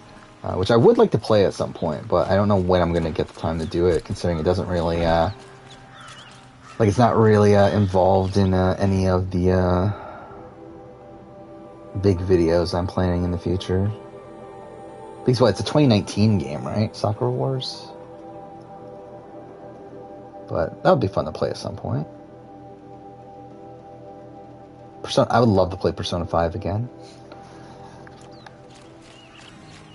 But don't know when that'll be, considering how long that fucking game is. Okay, where am I going? Let's see. I'm debating over how much I want to do side content here. Because I do and I also, like, kind of don't. I think we might we'll do this mission, and then I think maybe after that we'll just do side content for the rest of the night. What time is it? It's 1 o'clock. Yeah. I think that's probably what we'll do, because this will probably take like 30 minutes.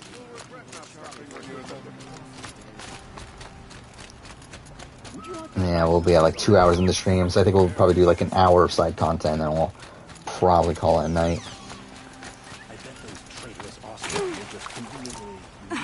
Hateful boyfriend, that's a thing. Dream Daddy, a dad thing, dating simulator, that's, I'm sure that's the best game ever. I love you, Colonel Sanders. Wow, I love you, Colonel Sanders, a finger-licking good dating sim. Wait, so it was actually commissioned by KFC? What a fucking weird thing. Why'd you try to kill the Sun King? What reason do I... Oh, that's bizarre. Has a Metacritic score of 50. We all have our place in the order of things. What's the best dating app to use? I have no clue.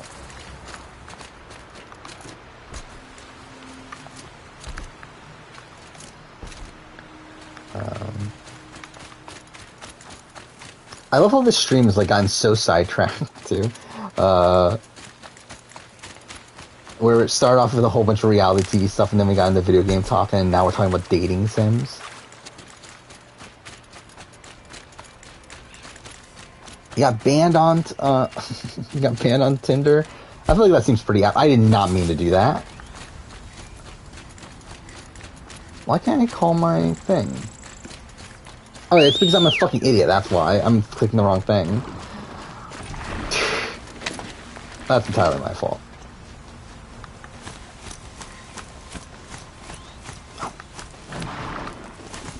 Oh, it's X to accelerate? That's fucking dumb. Whatever. Use Tinder when you were 16? I'm assuming that the rules, like, you have to be 18 or something, right?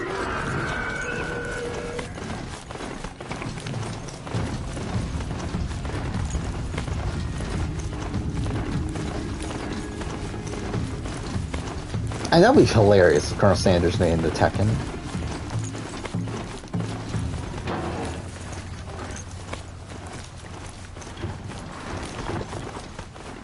KFC teamed up with Lifetime to make a mini movie. Mario Lopez playing Colonel Sanders. That just sounds bizarre.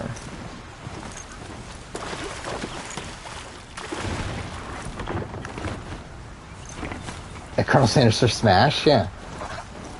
I mean, again, everyone's there. I mean, just add Colonel Sanders, then it'll truly be true.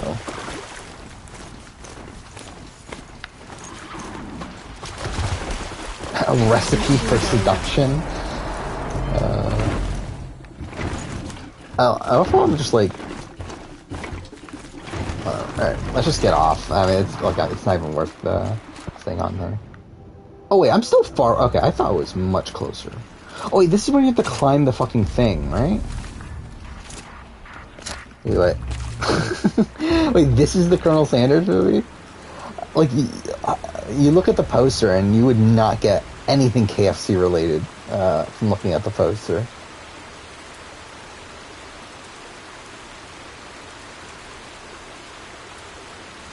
I love how, like, only 2 people in the movie have a Wikipedia page.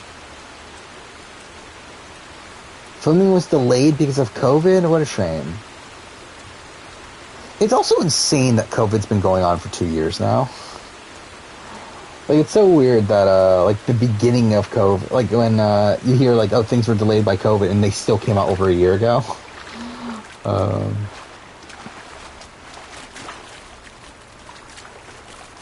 Okay, well, this is just a clusterfuck.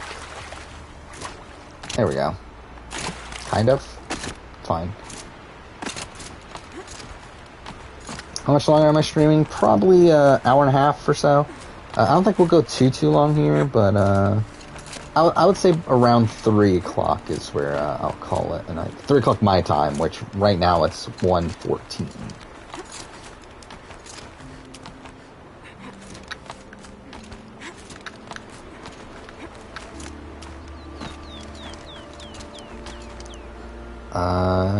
Do I know about the Japanese baseball team that had the curse of Colonel Sanders? What does that even mean? Again, the platforming in this game is so fucking janky. Okay, well, that's perfect.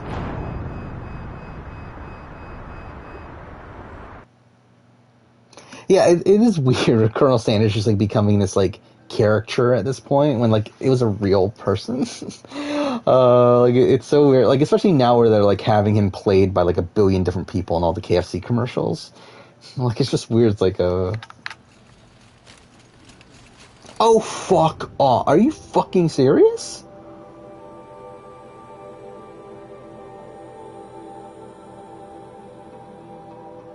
Okay, do I have another main quest? Oh, of course I don't have fucking another main quest. Whatever. I guess we'll try to do it again.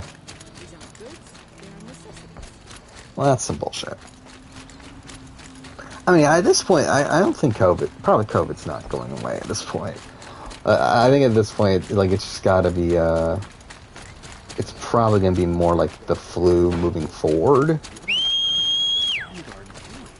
Where it's like, it's gonna be like a common thing that happens.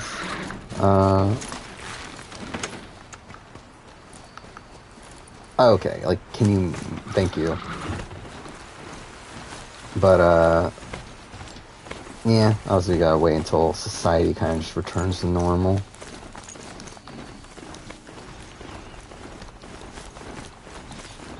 Yeah, Omicron, which, like, death rates are lower, right? But, like, it's more contagious, right? I think is what the thing is. So, I don't know what they're doing with that.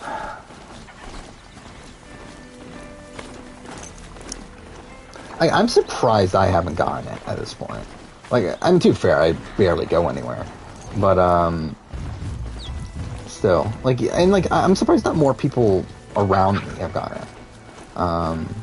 Where, like, there's only one, well, actually, no, there's, the only people that I know that have had it for sure are a family friend, where, so, like, my mom's kind of best friend, I guess, had it, and her husband ended up passing away from it, but, like, outside of that, like, I don't know anyone that had it. And, like, I was never, like, I haven't been close to anyone that's had it, so, yeah. Actually, wait, there isn't a fucking, oh, no, there is. Wait. Let's go here and let's, save, so I don't have to do that again. Yeah, I am boosted. I got the booster, how long ago was that now? Like, a month ago? I don't remember. It was a decent time ago. Which save is it? Is it this one? I think it is. The stream literally paused when I'm doing this. I didn't even notice that. Whatever. Yeah, I am boosted. Which, did not, like the first shot was, like, perfectly fine. Like, nothing really came of it. I got really sick from the second shot, which I've talked about this in the past. That's what caused me to start streaming. Is because when I was sick in bed, I was like, you know what? Let's try out a stream tonight. And again, that was back in April 24th, I think it was. And then I got the booster, I think it was at the end of November? I guess it's been over a month. And did not feel great after it, but not nearly as bad as the first time.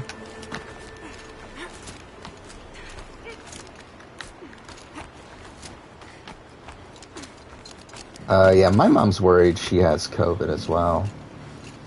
But she can't get tested because there's no tests anywhere. So who knows?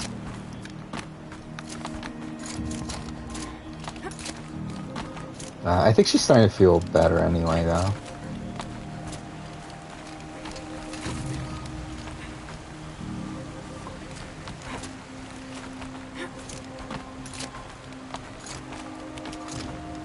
Oh, is that a thing in New York? You get $100?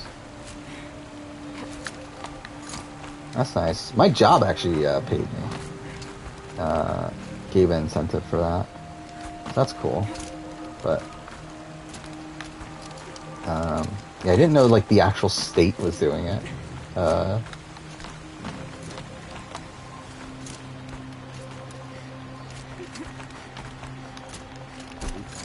fuck, there's enemies here?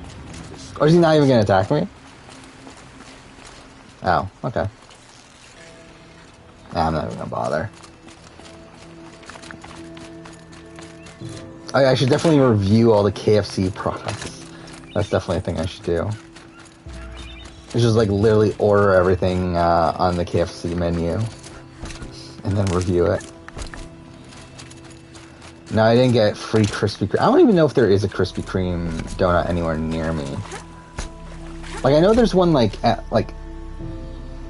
Okay, let's look this up.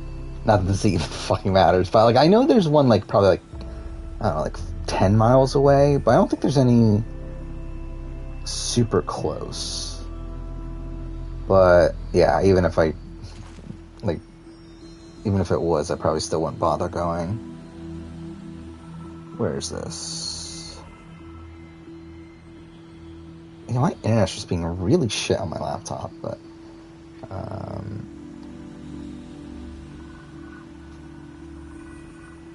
let's see. How far away is this? 7 miles. So yeah, not super close. Definitely not to the point where I'm going to go out of my way to go to a Krispy Kreme to get it done. Best donut? I think it's probably Krispy Kreme. Especially fresh. Like, fresh Krispy Kreme is definitely the best. Too far, I'm not, like, well-versed in donuts, but, from the ones I've tried, I would say, Krispy Kreme's the best.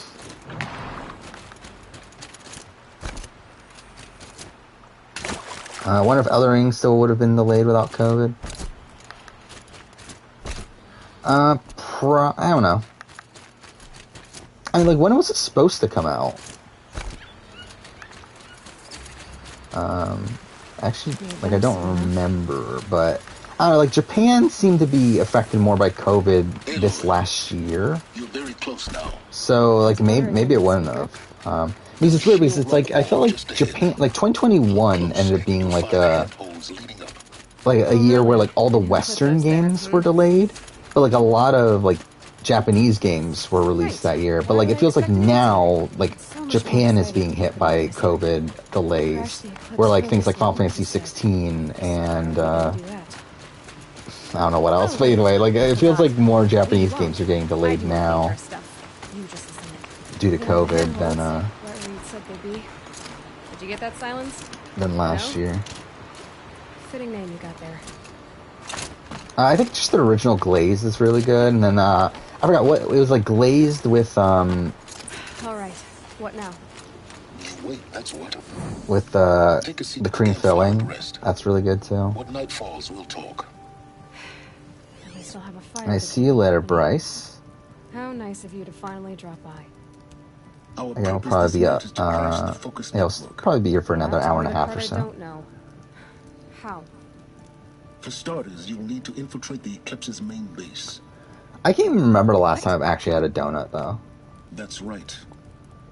It's probably pre-COVID. Actually, I'm pretty sure it's pre-COVID. I've had a real donut, I should say. Like, I've had donut holes. A derelict Tallneck that's been extensively modified. I don't think I've ever had Entenmann, whatever they're called, donuts.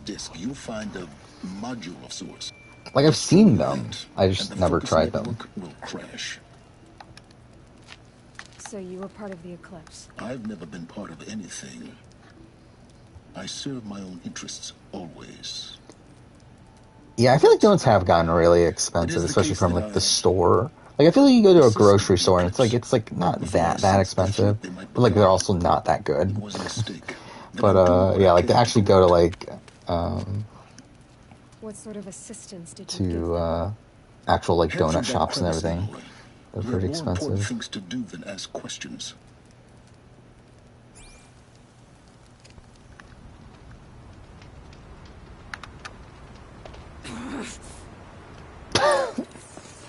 What a, like, awkward grunt that was.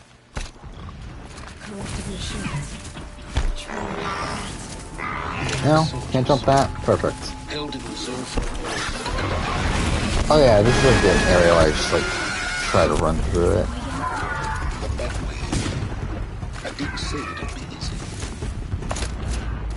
Okay, well that's great. No? I can't get up there? Cool. Well this is cool. How do you get up? Whatever.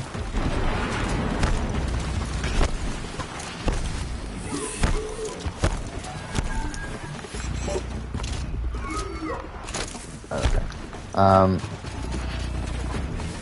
Yeah, my local grocery store has like donut holes that they have on sale, like buy one get one every now and then, and I usually buy those, but like I haven't had like a real donut in a while. Can this drop? Thank you.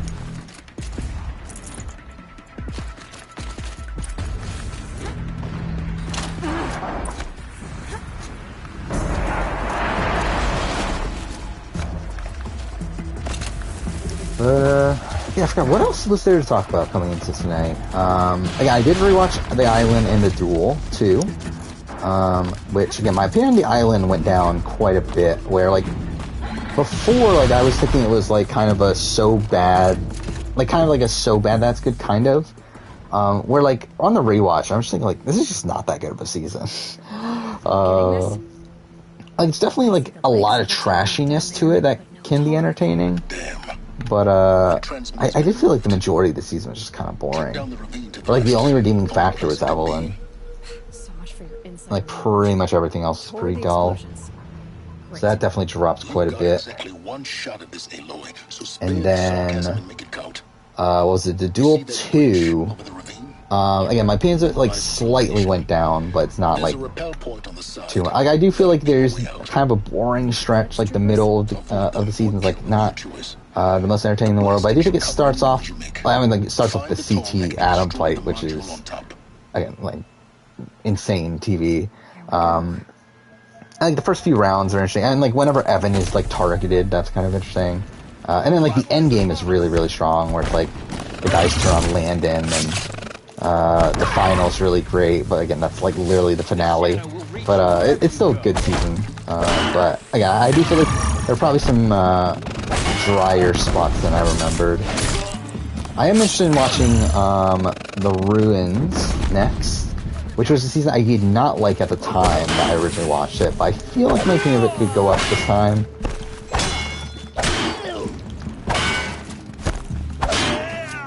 I feel like my issue with The Ruins, though, is that, like, it's so clear the champions are gonna win. Or, like, the show doesn't even try to hide it. No,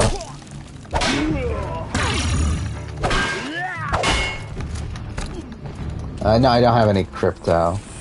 I just haven't bothered putting the time into figuring those sort of things out. So long as you're quick, it won't affect you. Oh, good. Another In terms of, like, what I should be investing in and that sort of thing. Enough of this. Probably would be beneficial to do it, but it's like also, it's like, eh. Now push on. Would not have been easy to drag a tall neck down his path. Why bother? Just find it and get to the top. There's this Destroy the module and dating then sim get out called fast as you can. Amorous. Oh, it's a furry? I feel like at that point I'm completely out. Busy enough not to notice you, let's I see. They built some kind of structure around it. climb it. The Yeah, it's not my thing. The better. I don't like this. Feels wrong. Everything here is wrong. Just get to the module and destroy it. This is like way quicker than I remembered. I thought this mission was way longer. Because after this is just an escape, right? I see the module. Good. Now be quick. This is Hades? Aloy, this is not the time. It's a metal devil. Open the module's casing, now. Aloy, do as I say or all is lost. What other games I got on Black Friday? A lot. Like, way too much. I got, like, this is the list of games I have from the year 2021. So, well, actually, I mean, like, most of the games I bought, like, were technically before Black Friday. But, like, Life is Strange True Colors, Hitman 3, Lost Judgment, Kenna, Guardians of the Galaxy. It Takes Two, I bought my own copy after Black Friday. What else is there? Doki Doki, as I mentioned. Oddworld Soulstorm, Returnal. Oh no, Returnal I bought before. No, Resident Evil Village I bought Black Friday. Scarlet Nexus, I forgot I even owned that. I still need to play that too. Deathloop. The Medium. Dark Pictures Anthology House of Ashes, Little Nightmares 2, Neo the World Ends With You. I still need to fucking play that at some point, which I'll probably have to watch a story summary, I guess, of The World Ends With You. Tales of Arise, Far Cry 6, Destruction All-Stars, Balan Wonderworld, Super Monkey Ball Banana Mania, Riders Republic, Psychonauts 2, Nickelodeon All-Stars Brawl, The Forgotten City. Well, The Forgotten City I just bought, so that doesn't really count. But again, there's a lot. Like that's just the stuff that came out this year. So like, there's technically more stuff. True Color's good. I really like it. Right now, it is my game of the year of 2021. Taking a nap? It's not anything mind-blowing. Like, it's not, oh, okay, well, that's weird. The sounds are glitching out. That's kind of funny. But, like, I think, to me, it is the best-made Life is Strange game. I think it is easily the best-written game. Like, I still have a lot of nostalgia for Life is Strange, the original. But, like, I think from a technical level, True Colors is the best of the series. I also have a bit of a personal connection to it now as well, with, considering I, at one point, had the world record for any percent, and I still have the world record for 100%. So that's something, also. Bridge in sight. Which, by the way, so my world record did get beaten for any percent, and all my individual times, for, like, the individual chapters. However, like, I was looking at his times. Like, his times aren't that much better than mine. Like, if I really, really wanted to and studied, like, the actual, like, dialogue options and everything, I'm pretty confident I could get it back. But I'm also, like, I don't care enough to go back to it at this point. Like, it's just, again, like, I don't have the time or the patience for it at this point, but it would be cool if I was able to get it back, though. Her Resident Evil 4 VR was pretty good. Yeah, I have not played it, but, I haven't played any game in VR. Like, I remember I played, like, a demo at Best Buy one time, but, yeah, I haven't really played anything in VR. Plague Tale was 70% off, yeah. Again, Plague Tale is, like, Plague Tale Innocence is, You knew Hades was there, like, a game that I just, like, grow more and more respect for over time. Like, I really wanted to put it higher on my top games of generation video, where, like, I think it landed at, like, number 14 or something like that. Or maybe it was higher than that. I don't think, like, it might have been, I mean, like, lower, like, as in, like, higher numbered, I should say. But it's like, I really do adore the game. I'm really excited for Requiem, too. So Requiem's probably my most anticipated, or is one of my most anticipated games of the year. Like, I think it's number 1 Horizon, number 2 God of War, number 3 probably Plague Tale for me. So, yeah, I do really adore Innocence. Is it as plot, or is it as twist-heavy as Life is Strange 1? Yes. I think it mixes Life is Strange 1 and Life is Strange 2. I do think there are a lot of similarities to Life is Strange 1, but it's just better written than Life is Strange 1. It does miss... Like, I think the thing about True Colors to me is that it is a lot more of a character study. Like, it is the story of Alex... Should I do this mission? Because this is... Yes, this is, like, we're getting pretty close to the end of the game, actually. Because this is the Shadow Carja thing, right?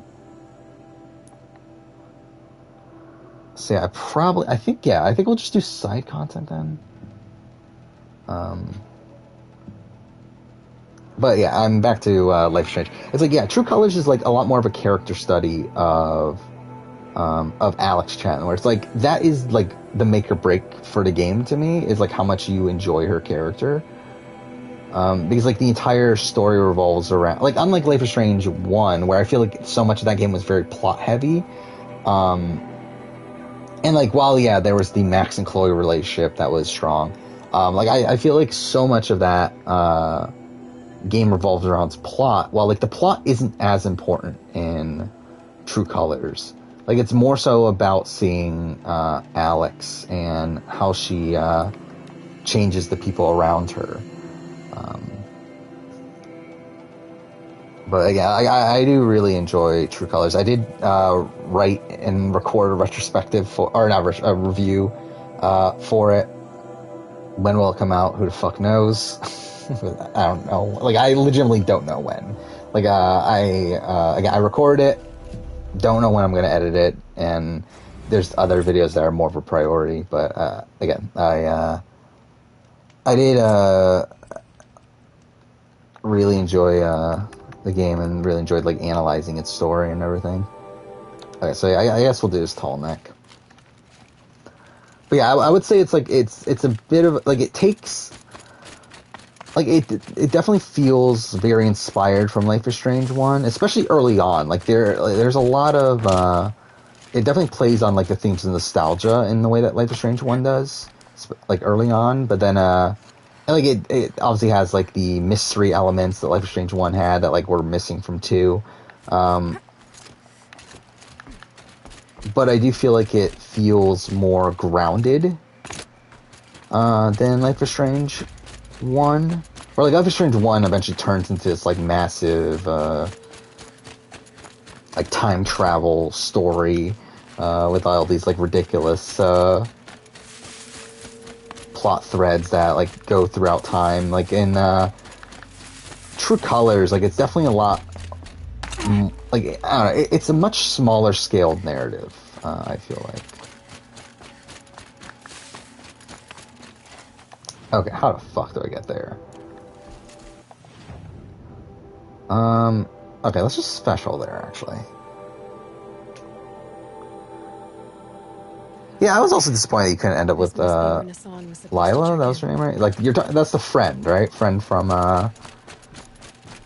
episode 1 in Life is Strange 2. Yeah, I was disappointed that she never really came back.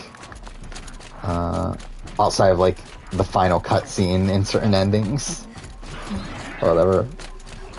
I forgot about Multiverses. Yeah, that's not out yet, is it? No, I have not played the new Dark Pictures anthology game yet. Again, I do plan on it. I definitely will in the next few months, but I have not gotten to it yet. So it'll probably be one of the like last ones I do, though, because like it's probably the one I'm like one of the least like I don't know, like least interesting games of the ones I plan on playing. But it is one I'm for sure gonna play before I make my 2021 year gaming video. So again, like definitely before the end of March I'll play it, but I'm also not like dying to play it either.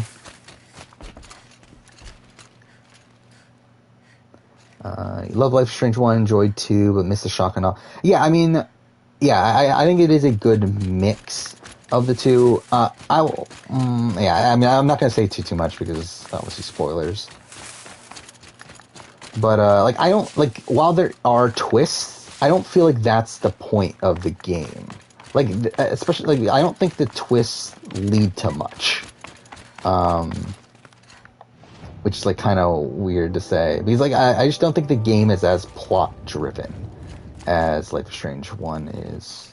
Ouch. Sure, I guess she was hurt by that somehow.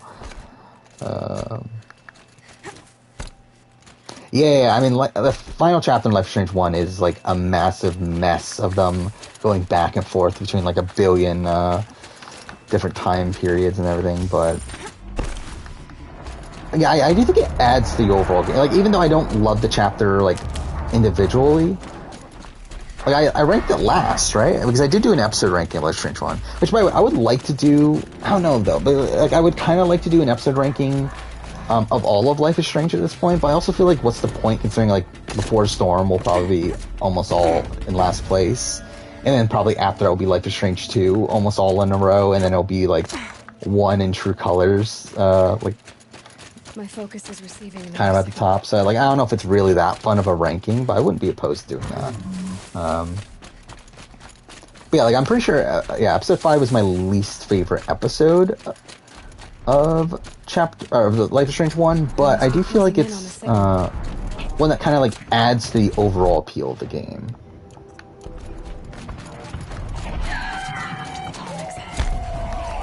Oh yeah, I have heard that yeah, Yoko Taro talked about how Nier was done, or was it Yoko, or was it someone else that worked on Nier? But either way, like, yeah, they have talked about Nier is done, which, to be fair, I'm not that upset by.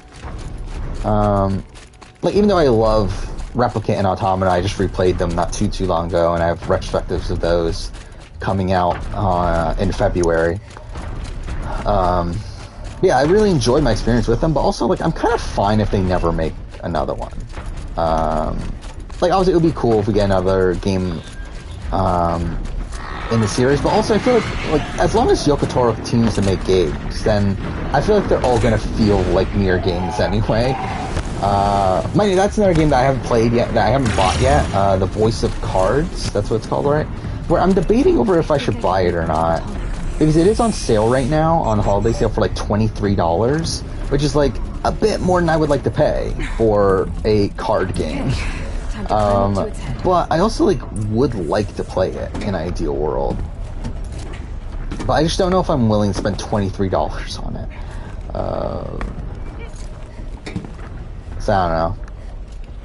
Maybe I will, maybe I won't. It's that and then Great Ace Attorney Adventures are the two games that are left that I'm debating on whether or not I should buy them. Because both are on sale right now, but they're both on sale for prices that I'm a bit too... like, I'm a bit unwilling to pay. And it's already at the point where I have so many games to play anyway that I'm not, like, that incentivized to add more to that list.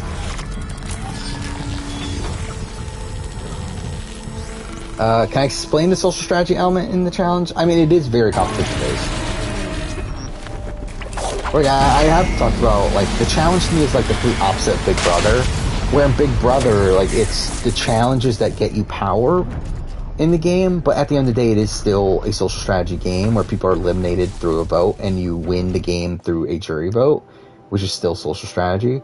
But the challenge is the complete opposite, where it's like there are social strategy elements to who goes into the elimination, in terms of like who gets picked to go into elimination. But outside of that, everything else is based around competitions. Like the elimination is based on a competition, the winner is determined by a competition. So it's like it's kind of like the opposite of Big Brother to me in terms of its format. Try to race before the storm, for your mind. Yeah, I mean, like, I get the point of Before the Storm. It's just that I don't think it was executed well. Like, I think the writing is abysmal.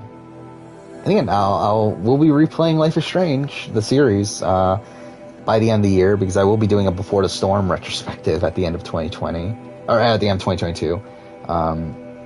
So, that'll be interesting. That's why you haven't gotten to the challenge yet. Yeah, I mean, like, it's definitely a different show. Like, if you're, like, wanting, like, all the strategy and stuff from Big Brother and Survivor, like, the challenge is not where you're going to get the greatest strategy in the world. But it's, like, to me, it still, like, brings enough to the table from, like, a reality TV standpoint that I do enjoy, especially, like, specific seasons. Like, I do feel like recent seasons, again, have just not given me anything that I want, but whatever. Life is Strange 1, you sacrificed the town because you misremembered how time travel worked and felt super bad about it. Yeah, like, to me, like, I always felt that the sacrifice Chloe ending felt right. Like, to me, it like, satisfies the themes of the narrative a lot better to me. Like, for, the sacrifice the town, like, for sacrificing Arcadia Bay, to go with that ending always just felt weird to me, where, again, I mean, like, I guess the one, like, complaint about the Sacrifice Chloe ending is that it essentially makes the entire story, like, not useless, because, like, the things technically still happen, but, like, the only character actually ends up mattering to is Max, because she's the only person that ends up remembering all of it.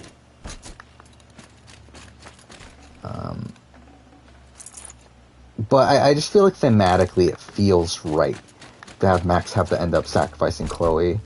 Like, for, like, her spend the entire game trying to find a way to save her, and for her having to let go of her by the end of the game. I feel like that just feels right to me, more so than her, like, destroying an entire city just so that she can be with Chloe.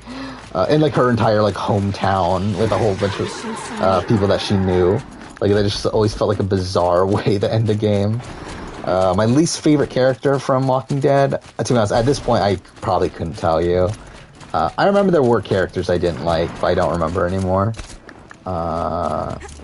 Like, I remember thinking, like, Bob was a useless character, but I don't think I, like, hated Bob. Are we gonna do this mission? Fuck, I guess we're gonna do the mission. Why not?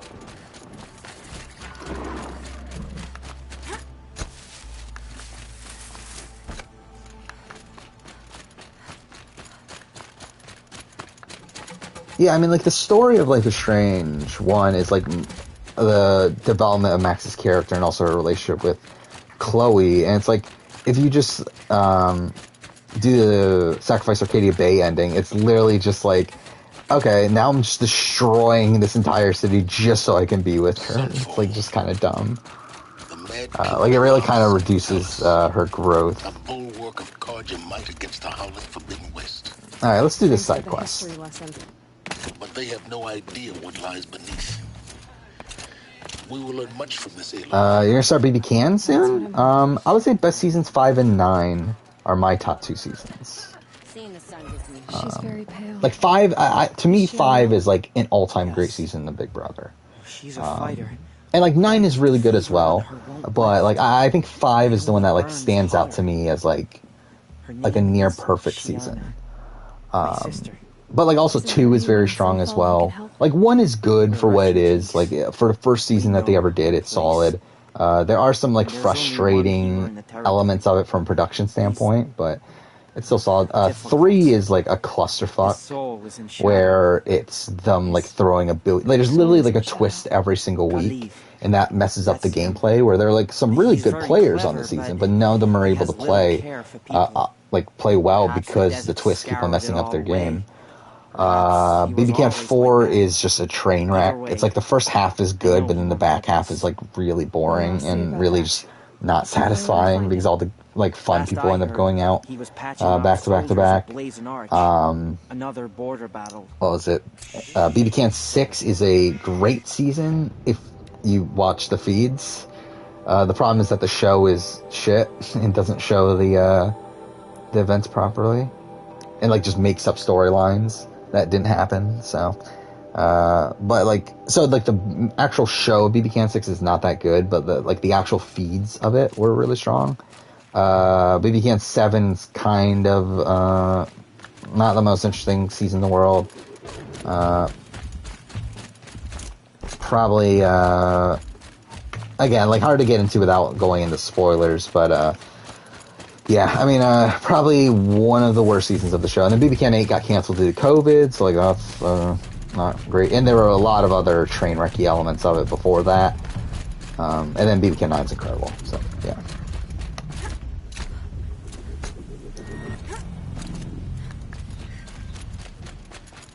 Yeah, I do think the David and Chloe stuff. Actually, I'm trying to remember, like, because David is in Life is Strange too. I don't even remember. So, like, obviously, if Chloe dies, he's, like, remorseful and everything, right? Like, he's, regrets not being able to, repair their relationship. While I don't remember what happens. Like, they're, like, close, right? If she survives. So, that's, like, a cool thing there. Is BB Can 1 like the rest? Yeah, it's not like BBUS 1. It's a actual season with like veto, HOH, all this stuff, like US format. It was what, after BB 15? Or was it after? No, it was after BB 14, right? It was between 14 and 15. I think it's when BB Can 1 aired. So yeah. Again, like, it expects, like, typical Big Brother. Again, like, the problem there is that production tries to, influence some things, and, like, there's some, yeah, there's some not great twists in that season that, yeah, I mean, it's just, like, again, hard to get into without, like, fully talking about it, but not ideal, certain things that happen on that season, but it's still a fun season, though.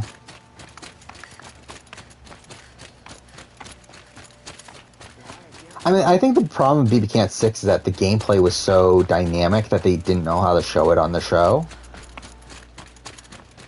And I think that's why the edited show is such a train wreck, is because they try to make it streamlined. Where like they try to give all the credit to one person, even though that person doesn't deserve the credit for a lot of things that were happening. But you're not from Sunfall, so this could be interesting. I came from the tent city there. There's a sick girl. Her brother told me about you. The answer is Yeah, no. Jane in Walking Dead Telltale sucks. I always hated Jane. Like, if we're talking about Walking Dead, if we're talking about Walking Dead Telltale, what am I talking? If we're talking about Telltale's Walking Dead, like I feel like, yeah, Jane is probably my least favorite character. Or Arno. Fuck Arno. Arno, that's his name, right? His name's Arno, right? Yeah, fuck Arno. Oh, Arvo. Either way, fuck Arvo. Like, I remember there was, Why won't you help? in one of my, so my Walking Dead season 2 footage that I use for videos, like episode 5, at the beginning of episode 5, it's literally just, like, because I used to talk in those, so it's like, it's literally me saying, fuck you, Arvo, like, over and over again, so that's funny. Are there rumors for BB Can? I don't even know if there are rumors for BB Can 10, for all I know. I know that they did do casting, Girl is sick. but that doesn't really mean much, because they still could add returnees after the fact. Like, they did casting for BB-22 and stuff, so it's like, it doesn't really, like, for newbies, so it's like, it doesn't really mean much.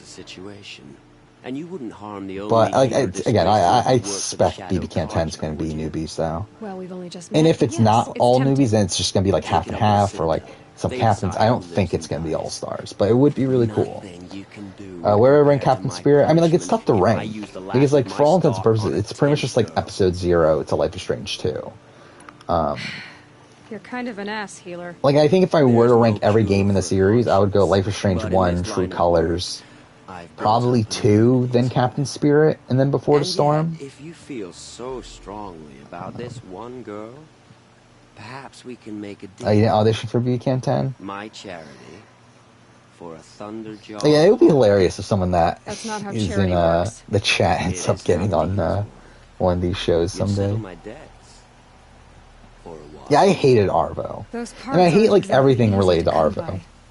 Like, I hate how much your crew, like, ends up hating Kenny because of how he treats Arvo, when, like, Arvo's literally, like, the person that, like, ruined everything. Runaways. It's like, I just wish, like, we If I killed do this, Arvo, like, right it's after not we for met you. him. Instead, we, like, keep him around as, like, a hostage or whatever, and then, But I'll be heading back to the Citadel later. like, obviously, like, Kenny beating him up and all that stuff isn't great, but still, it's like, Arvo just sucks, though. And, like, especially, like, when, was it Bonnie and Mike? That's their name, right? Like, end up, like, leaving your group to help, to save Arvo. It's like, fuck you. Yeah, like, fuck everything there. Yeah, I have played Tell Me Why. I did enjoy it. Again, definitely gave, like, some Life is Strange 1 vibes there. It's not as strong to me. Like, it's still, like, if I were to rank it, I would say it's below Life is Strange 1 and True Colors, but it's probably above Life is Strange 2. Actually, that's something I wanted to do, is I wanted to do a Don't Nod ranking of all their games. Which is still up for grabs. Like, I mean, how many are there? There's not that many, right? And I've played the majority of them already. Let's look this up. Yeah, Remember Me, which I have not played, but it's actually a pretty cheap game. I did look it up. Like, you can get it for like $5 on eBay. So, like, I could get that. Life is Strange, obviously, I've played. Vampire, I own, but I haven't played yet. Life is Strange 2, Awesome Adventures Captain Spirit, played those. Tell Me Why, I've played Twin Mirror. So, yeah, I mean, like, it's literally just Remember Me. So, I need to play Vampire, but, yeah, I would like to do a Don't Nod. Don't, like, I keep on, like, because, like, I feel, instinctively I say Dot Nod, but I know that's not how you actually, like, it's Don't Nod, right? But either way, yeah, I would like to do a ranking of their games at some point. I would like to do a lot more of these rankings based on video game companies. Like, Naughty Dog was one I wanted to do this last year and never got around to it, but I might try to do it this year, especially because I'm already replaying all the Uncharted games anyway. And, like, I'm doing a retrospective of Lost Legacy later in the year, and also Uncharted 1, too, right? So it's like, I don't know, I would like to do a Naughty Dog one. The problem is that there's a lot of other games outside of that, right? Because you got all the and I own them, like the majority of them, but it's just a matter of getting around to playing them, like playing all the Crash games, playing all the Jak and Daxter games, and then you got some of their older stuff that I don't own, but I'm sure I could find a way to play them. But again, it's just finding the time to play all those. But again, I would like to do a Naughty Dog ranking for sure. The Thunderjaw shouldn't be hard to Remember Me's top tier? Yeah, I heard it's really good, especially like for it being this like low budget, like their first game ever, like an action adventure game. I hear it's pretty good for what it is. So. You're going down. Yeah, Naughty Dog made the first 3 Jak and Daxter games, and then they made Jak X, which is the racing game. Like they're the original creators of Jak and Daxter. Yeah, Jak and Daxter is pretty much dead at this point. Like obviously there's rumors that, like always of like some sort of remaster or a reboot, but like they just never end up happening.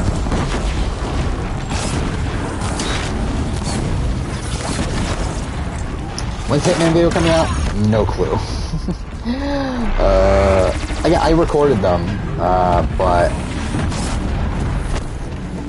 no clue when they're coming out. Actually, you know what, let's pause this real quick. I could look at the schedule. Like, I don't have them actually properly scheduled right now.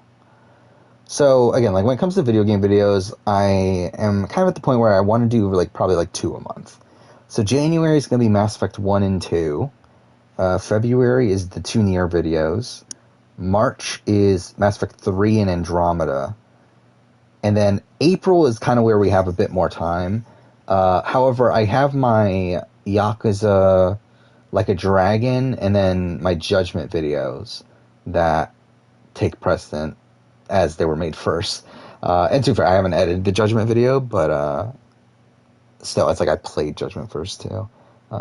So either way, like I feel like those should go first.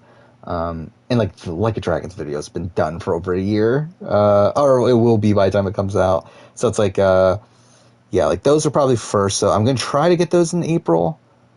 But even then, like there might not even be time to do it in April, considering I'm assuming Australian Survivor's gonna end there. We got BB Can mid-season power ranking probably, but I'm gonna try to fit it in there. So we're looking at May as like the earliest point for the Hitman videos. So it's like it's not for a while, and like that's if everything goes smoothly there. And to be honest, May is gonna be stacked. Like, at the point that we're at right now, what I currently have scheduled for May is Australian Survivor 2002 player ranking, BB Can 10 season review, player ranking, Survivor 42 season review, Marquesas player ranking, 42 player ranking, UK Panama player ranking, and then Big Brother What If every season didn't have a Final Four veto, which, like, most of that needs to be there. Like, pretty much the only video that doesn't need to be there is that Big Brother video, and that's a Saturday video anyway, so it might not be until June then. Like, I don't know. Like, it's going to be a while. Like, I don't see a proper spot to release the video until probably a while. But, yeah, we will see. This Wednesday will be Dreamcasting Big Brother Canada All-Stars. Again, tomorrow, there's a video coming out tomorrow, but most people don't care about it, but it's my Sasuke 39 review, which ends up being like a really quick turnaround.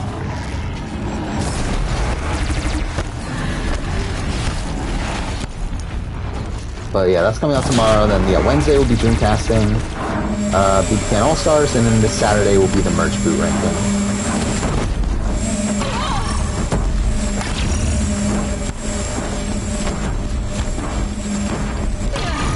Oh, okay.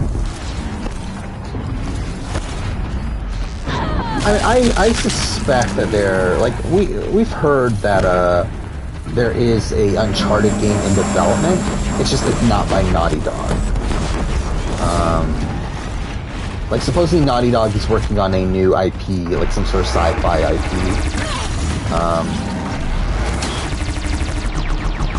While also working on The Last of Us remake, and then also supposedly have talks of Last of Us 3. But yeah, supposedly they are moving on from Uncharted for sure, which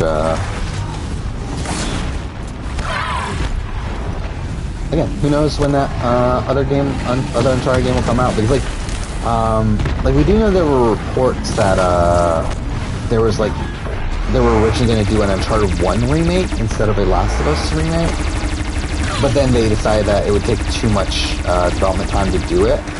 While like Last of Us remake, they could use a whole bunch of assets from Last of Us 2, and that's why they did that.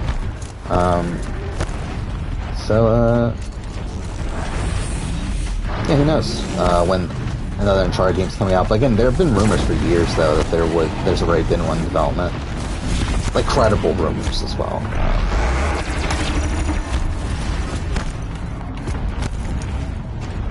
Yeah, Last of Us Remastered has been out for a while.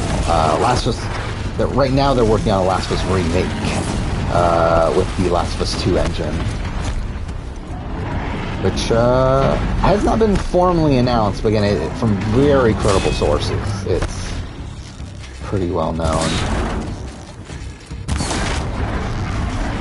that it is in development.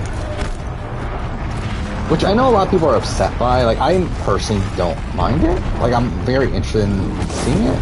Because, like, even when I was playing Last of Us 2, we got those scenes from the Last of Us 1, but like now in the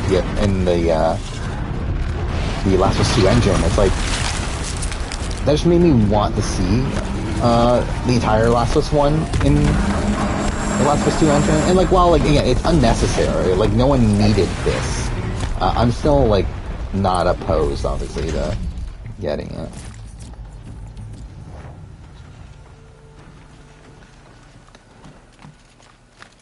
Is there not a I assume there would have been one by now.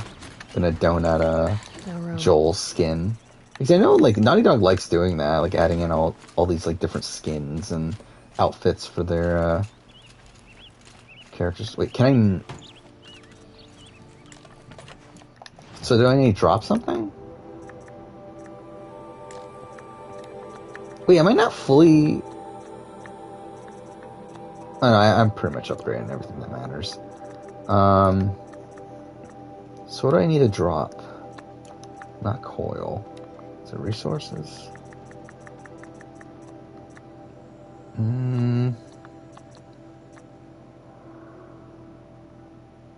mean, disassemble it.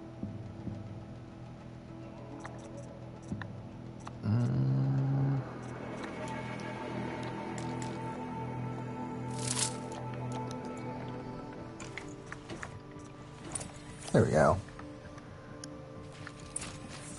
Yeah, I definitely feel like it is definitely early for them to be doing a Last of Us remake. Like, again, it's 100% unnecessary. But, like, I'm not, like... I don't hate that they're doing it, either. Yeah, it's actually... The Last of Us 1 came out 2013. So it's only been... Well, I mean, I guess kind of 9 years. I have thought about doing a 10-year retrospective of Last of Us 1. Because, like, I did a retrospective before Last of Us 2 came out. But I don't feel like I did it... Like, I thought I did it properly, but then, like, I rewatched it, and I definitely feel like I skimmed through a lot. That I would love to redo it and, like, do it a lot more properly, where I go, like, very... like, kind of in the way that I did the Last of Us 2 retrospective. Where, like, I pretty much go scene by scene and talk about the entire game. I would like to do that with Last of Us 1, so I think I'm probably going to do that next year. Even though in a way that feels kind of unnecessary, considering how it hasn't been that long. I've but brought someone to see whatever. your sister. How did you? What did we do because to like deserve what that'll be? I mean, to be fair, I mean that's still like a year and a half I don't away. even want to ask, in case a shadow Like I have it on the passes over schedule and he's already. gone. Because I have my schedule. She'll I have every his full date attention, up until the end of won't she? 2023. Like obviously the schedule's not filled up, but I do have like certain videos already planned for 2023. So yeah, last was retrospective on June 14th, 2023. So that's something. I've been debating about my A&W videos too. That's something. Yeah, because I'm looking at the schedule right now of like the stuff that I haven't like started working on. That's coming like so essentially like I've already started work on like pretty much everything that I can do for the first half of this year. Like that's kind of the point where I'm at. Like I'm actually done with everything I can do for the first 3 months. That's actually what I just got done over this week. Because this week I edited my UK Panama retrospective, my Mass Effect Andromeda retrospective, my What If Every Season Had Edge of Extinction video, and my BB Can Final Juror ranking. And through that, I've done everything I can for the first 3 months of this year. Mind you, there's a lot of stuff that I can't do from the first 3 months of this year.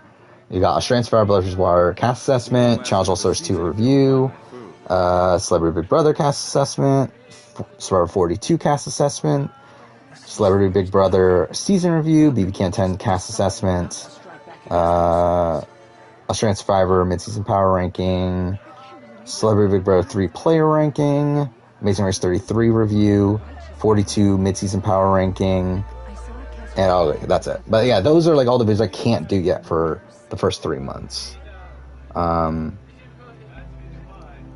But yeah, I mean, like all the videos I can do, I have the first 3 months done. But I haven't worked at all on, like, even though I have videos recorded for the next 3 months after that, I haven't actually edited anything.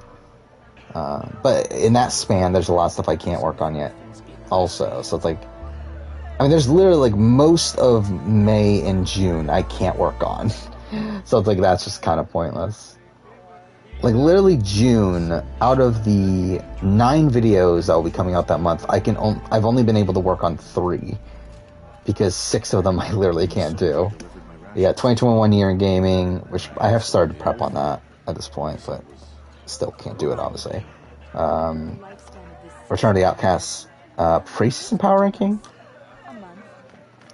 Yeah, I forgot I'm doing a pre-season power ranking because it's an all-star season.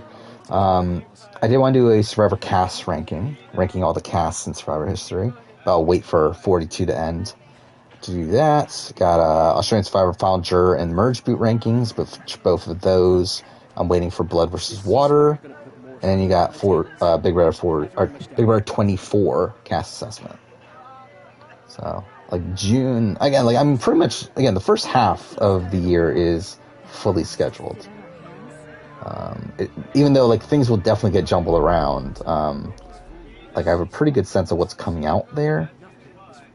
And like even looking at like June, most things are scheduled. It's just that like there's 3 Saturday videos that aren't. But again, in that is A&W 4 retrospective. So it's like continuing my history of A&W videos. But it's like also it's like, which is like, that's a good time to do it because it's the 10-year anniversary, but it's also like not like, I don't know, like it's a lot of work, and that's like the thing that's holding me back from it, but it is currently on the schedule.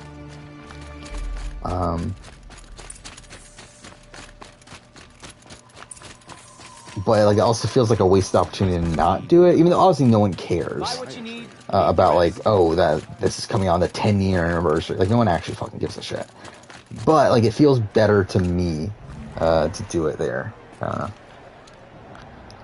don't know. Like, I don't have a full-blown schedule a year in advance, but I have a calendar with like certain videos I know I want to do. Like right now, like I have like again, this is up until December 30th, 2023, and I literally have the 2023 year in reality TV video there. But yeah, like I have like the Pearl Island player ranking in its spot. I have a Genius Rule Breaker season retrospective. Red Dead 2 retrospective, AC4 retrospective, a Joe Schmo retrospective, Mighty Morphin Power Rangers retrospective. I just realized on my schedule I have Mighty Morphin Power Rankings. I'm a fucking idiot. I need to fix that. So that's something. But yeah, I mean, like, there's definitely, like, because, like, what I did, so essentially when I finished the year of, so when I finished the year of 2021, I decided to add 2020, like, I already had 2022 on the schedule, so I decided to add 2023, and, like, when I did that, I just, like, skimmed through, like, what has an anniversary in 2023, and, like, what I would be apt to make a video on, and then, like, on the anniversary, I just, like, put, or, like, around the time of the anniversary, I put that video there. Doesn't necessarily mean I'm going to do that video by the time it comes around to it, but at least, like, as of right now, it is something that I would like to do, and just, it's kind of like a reminder of, like, what's coming out. Because, again, at the end of the day, it's like, it's probably just, like, I'm probably just not going to bother doing it. Yeah, it's like, I at least have it there. Oh yeah, they did recast Bill, which I think is sort of better. Again, Nick Offerman's definitely a good choice there. Yeah, Kingdom Hearts 1 remake would be great. I really like if they remade the entire Kingdom Hearts series using the Kingdom Hearts 3 engine. That'd be really great. Yeah, fan casting video for Mass Effect TV series. I'm not really that like. To be honest, I don't really care that much. I know Henry Cavill was talking about how he was going to work on something Mass Effect related, which is interesting. But it doesn't really matter to me too much. How do people in the U.S. watch BB Can? I don't know, actually. I haven't tried to watch BB Can in a while, outside when it airs. Like, when it airs, I go to videobrother.net, which is where you can watch it. Actually, they have archives there, don't they? Yeah, I think. Do they work? Yeah, you can try that. Go to videobrother.net, go to archives, and then Canada, and see if those work. It might be a bit janky, and you might need an ad blocker. But they're there, I believe. You think Saoirse Ronan? Is that? I forgot how you pronounce her name, but anyway. Would be good for Liara? Yeah. That'd be cool. Hey, like, I don't know. I'm not that typically that invested in like fan casting of shows. I did really want Mark Hamill as Vesemir though for The Witcher. And by the way, I do not like Vesemir in The Witcher TV series. It just doesn't feel right to me. Like, I mean, like, obviously, like, I'm much more used to The Witcher 3 Vesemir. I'll check back with you in a moment. But, like, it just doesn't feel like the same character at all in the TV series.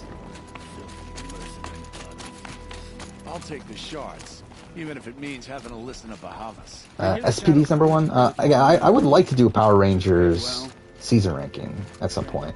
The problem is I'm so far removed from it now that I would need to do a lot. Like, I would need to do a major refresher before doing it. But, like, Lost Galaxy is the show that I have the most nostalgia for.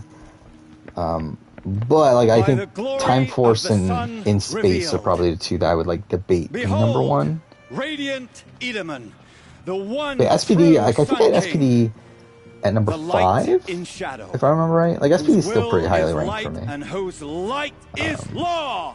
Yeah, I have seen, the Halo TV series. I command Lucius which, like, to speak in my I don't know. I've never been a big Halo guy. I always want, like, I would be very interested in playing the Halo games now. But, I never did get around to it.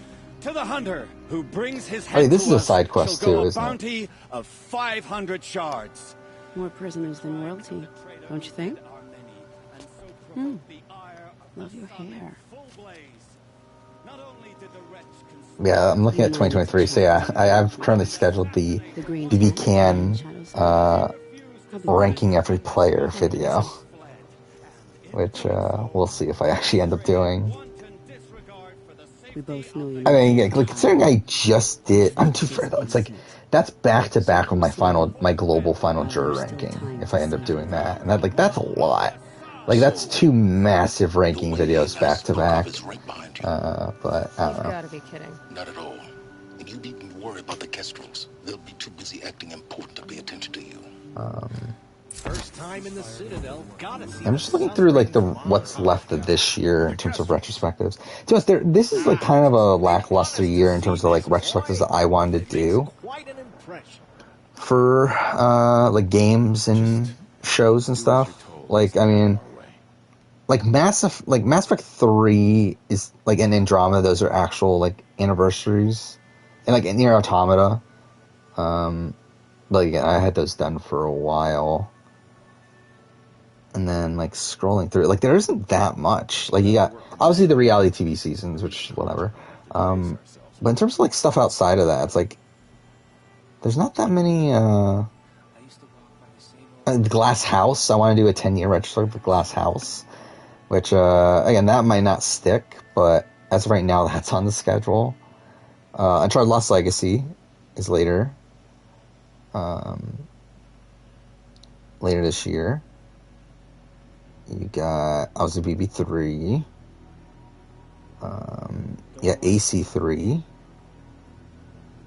You got Uncharted 1, which I'll do a retrospective of. You got Walking Dead Telltale, Season 1, and then you got Life is Strange Before the Storm. And that's really it. Like, there is really isn't as much. Well, like, next year, there's already, like, a lot more stuff, I feel like. Like, outside of just, like, Survivor and Big Brother. Like, you got BB Can 1, you got Tomb Raider, 2013 retrospective. I'm doing Heavy Rain, Beyond Two Souls, and Detroit next year. It's a 5-year anniversary of Detroit, and then, like, along the way, I might as well do the other Quantic Dream games. I'm going to do an Infinity War 5-year retrospective. And possibly Iron Man and Incredible Hulk 15-year. Originally, those were going to be 2 separate videos, but I think I decided to merge those into one. Yeah, I am doing... Actually, that's why I'm editing right now is Final Juror ranking for Big Brother. That is probably going to be in April. But, again, like, things might get jumbled around. I don't think it... Like, it'll definitely be before BB23 for sure. Or BB24, whatever.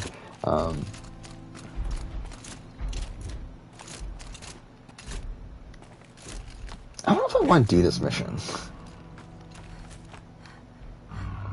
Because like, I don't know how much more I want to... Or maybe we could just do this mission and we'll call it a day afterwards. I think maybe that's what we'll do. Other side of the tower. Look for a vent. Yeah, let's do that. We'll finish this mission and then we'll call it a night, I think. Obviously. Now, it's very important that you hear what I'm about to who would say. Cavill play in Mass Effect? I don't know. I've shown you the way. Probably. Yeah, I mean, it might be Sharpword. A point of no return. Before you descend into the depths here. How old is Henry Cavill? He's like 40, right? Or so. No distractions. So he is definitely 38. So he's a bit up there in age, but I feel like as of right now, he could still do Shepard. Is that clear? You'll tolerate what I give you, Silence. And I feel like if they were to cast him, that is who they would cast him for. But, no.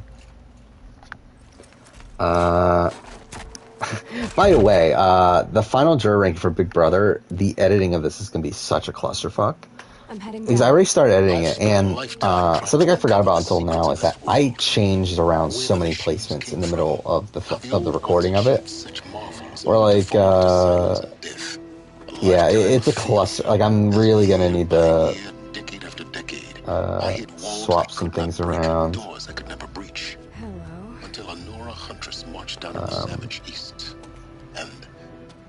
But we'll figure it out. Yeah, I mean, Shepard's I think he's supposed to be like late 20s, early 30s. It's like, yeah, Henry Cavill's like a bit older now, but I still think he can pass as Shepard for now. Yeah, it's Jenkins. Yeah, that's definitely that'd be hilarious if they cast Henry Cavill just to put him as like a minor character that dies right away. Malfunction. Are you kidding me? You don't hear me laughing. Or imagine him as like Udina. Hey, Elizabeth Sobek here, requesting access. Access request acknowledged. I don't remember where Ozzy ranks. I don't remember the ranking. It's actually too fair. I can just bring up my actual list, but I've only edited through the first 3 spots so far. And Adam might already be mentioned, but maybe not the very bottom. No Celebrity Big Brother included. Or BBOTT, as again, like, one, I want to keep it to just the main series, but also it's just like radically different formats pertaining to the final jurors, where like with Celebrity Big Brother you have like 2 people being voted out the final vote, so like that changes things up, and then BBOTT was determined by a competition, so yeah. Giancarlo as Udina, that'd be fun. That'd be actually pretty good. Like, I feel like that'd be great. So much to learn in less time than I'd hoped. Why is it taking for again? My computer's running super slow. I really need to restart it. I'm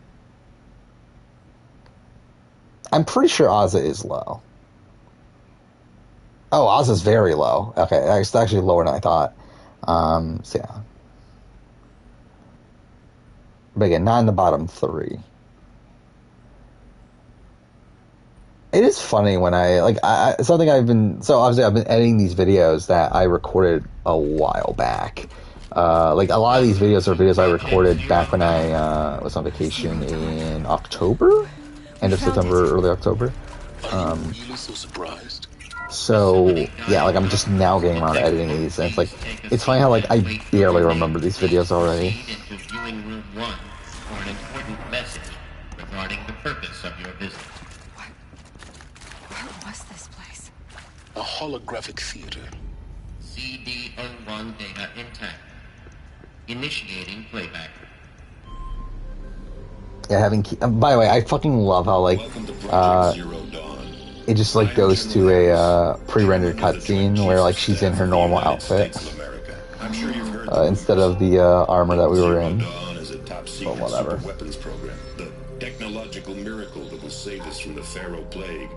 If Operation Enduring Victory can hold off the robots long enough. The reason I'm sure you've heard the rumors is that I'm the one who spread them. And they are all lies. Zero Dawn is not a superweapons program. Actually, I forgot I was going to do end of this year I'm going to do a Merge episode ranking. Forgot about that. But how the fuck am I going to do 41 and 42 though? Like, that's going to be a clusterfuck. Nothing could stop the Pharaoh. I did not do Jerry yet, but I can tell you he's coming very soon, based on the list I have here. Like, I don't remember what I know I made a lot of changes mid-video. One of them are having already happened in my the person who was at the very bottom of the list I changed mid-video. But I don't remember what else I changed, because I do know some spots changed afterwards. But Jerry should be very soon, though. Actually, I forgot my number 1 is my number 1. Would take half a century. At best, we've got yeah, it's an interesting list. I don't remember my rationale for a lot of these, though. The destruction of a biosphere is not the sort of apocalypse you can wait out in a fallout shelter or a space station. There will be no Earth left to reclaim. Yeah, like, I do want to do the first juror rankings for Big Brother as well. The problem is that, yeah, like, BB2, BB3 kind of ruins things. Where, like, I think I'm just not going to include BB2, BB3. Because, like, Cheryl and Lori are just, like, vastly different from these other people who made it through multiple rounds of the game. One reason. Like, it just doesn't feel like it's not the same, obviously. Hey, main squeeze. Zero day. The day that life on Earth. Yeah, there's only one Adam. That was the final juror on Big Brother. It cannot be stopped. That's Adam Pock from BB13. Something new might come after. But I will leave it to Elizabeth Sobek. Has there been an adaptation of a choice-based RPG that didn't suck? I mean, has there been an adaptation of any video game that, like of most video games that haven't sucked. I feel like the majority of video game adaptations are not good. So, yeah. That doesn't make sense. Life on Earth didn't cease to exist. He said it could not be stopped. But it was. Somehow Elizabeth saved us. I remember, like, I'm pretty sure ZeniSwitch is gone by now, but, I remember, like, one of the first streams, that people actually showed up for, ended up with, like, me talking to ZeniSwitch about, like, how, like, is Adam Pock a good player or not? I remember that was, like, a major thing we talked about for forever. Spread out! If it moves, kill it! What is this place? 2? Actually, can't you get through these guys? I feel like you can get through these guys without killing them, if I remember right. I'm like, Adam, I don't know, Adam's like a weird, player, because, like, I don't think Adam, like, I think a lot of people criticize Adam's endgame. Like, I don't think Adam plays that bad of an endgame.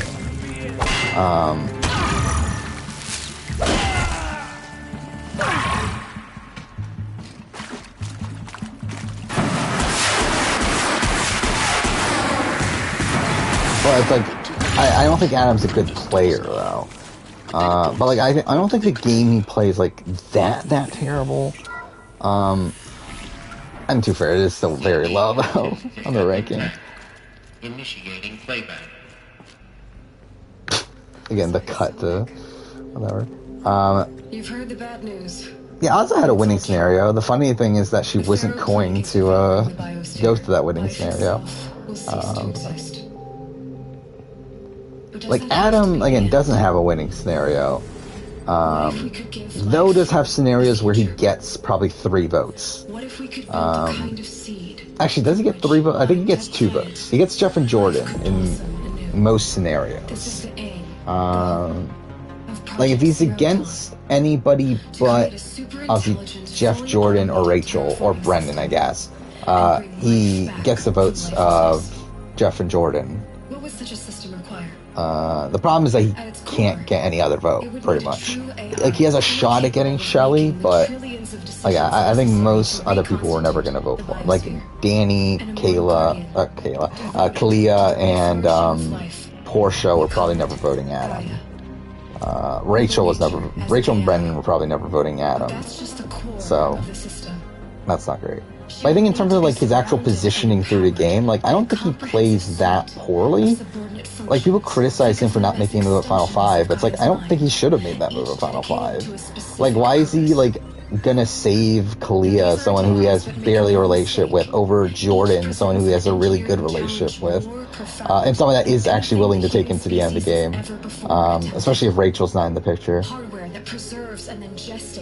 Well, like, Kalia's never taking Adam to the end, especially over Portia. And even over Jordan, like, I think Kalia would probably take Jordan to the end over Adam. We don't have to build the entire system. The beauty of a fully automated terraforming system is that it can build... what do you think of the winner of the Glass House? I liked him at the time. I don't think it's going to age well, though. Glass House is going to be very interesting on the rewatch. Because I do fully plan on doing that retrospective.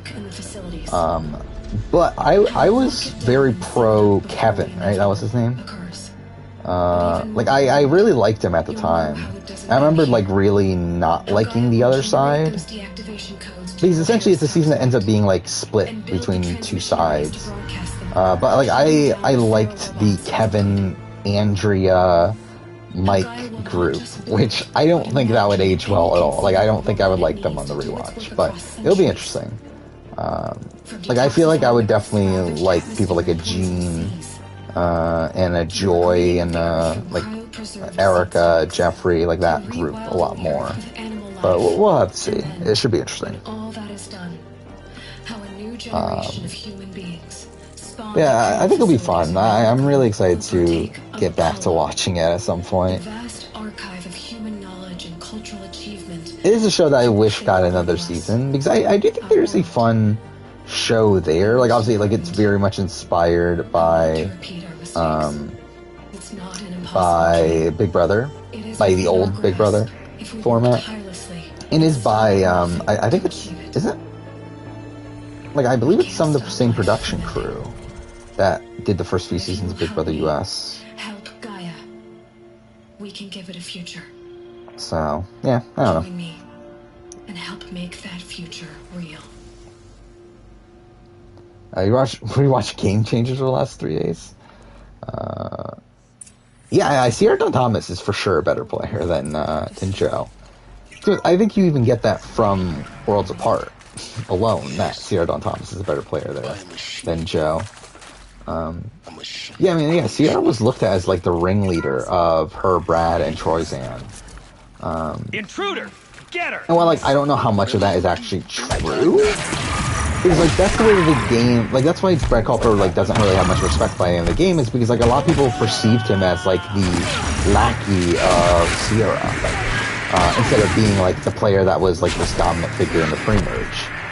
And again, I would lean towards him being that dominant figure, considering it seemed to be that he was the one that had the relationship with Ty that allowed them to, like, hold control in the first swap.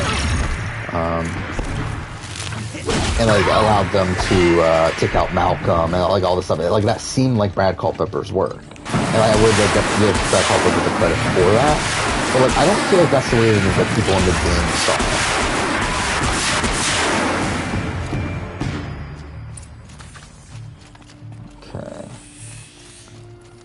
Okay. And they definitely gave Sierra a lot more of the credit for it.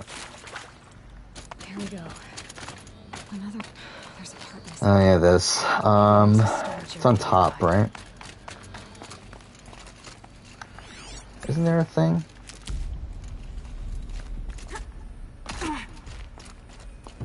Is there a thing we climb? Not that.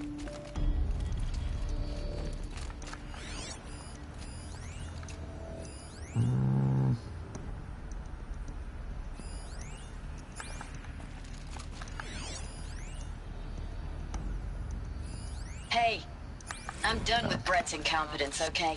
Somehow, he managed to install an H-emitter node backwards. Everything's Well, I say that Kevin and Karen from BB is the biggest rivalry of the show. I don't know. I mean, that's a very one-sided rivalry. I mean, like, it's pretty much just Karen hating Kevin for, like, no reason, and Kevin just, like, joking around about it.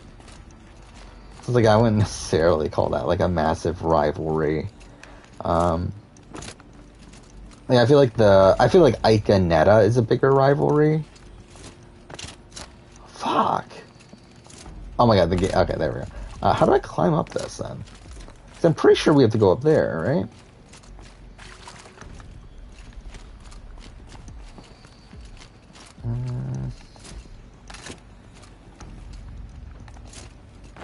Wow.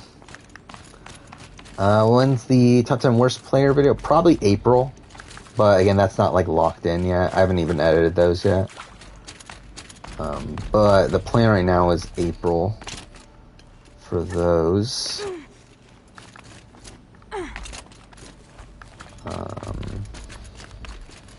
How the fuck do I get out of here? Is there another? I'm pretty sure it's through this, right? Or do I have to solve this first? Is that what it is?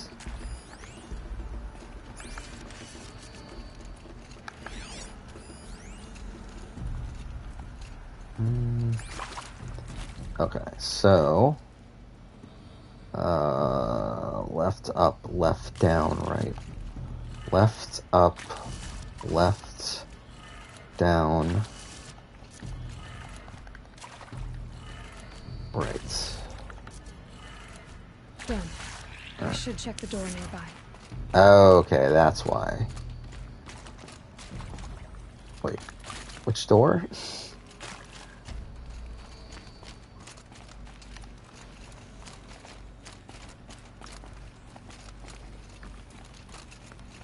Is it the door outside? Or is it this one? No, that's where we came from, right? No, whatever. There should be a Big Brother War of the World season. I mean, it would be cool, but I think it's very unrealistic. I think it's much more likely at this point for Survivor to have that. Especially considering... Oh, this is where we go. Okay. Especially considering now a lot of people have been talking about Survivor SA and Australian Survivor because it's on Paramount+. I feel like at this point that's more likely than Big Brother. Like, I just think Big Brother doesn't give a shit. Especially Big Brother US. They really just don't care about other versions. That should do the trick. What Zach Rance do to ruin his relationship production? He wanted more money. And then, like... Oh yeah, this is upside down. Okay, so it is... Up... Wait. So up, left, down... Up, left... Wait, oh, fuck, wait. Alright, up, left, down... Right, up, left, down, right. Fuck, was that wrong? God damn it. Oh, no, I'm a fucking idiot. It's fucking... Okay, it's the opposite way. Okay.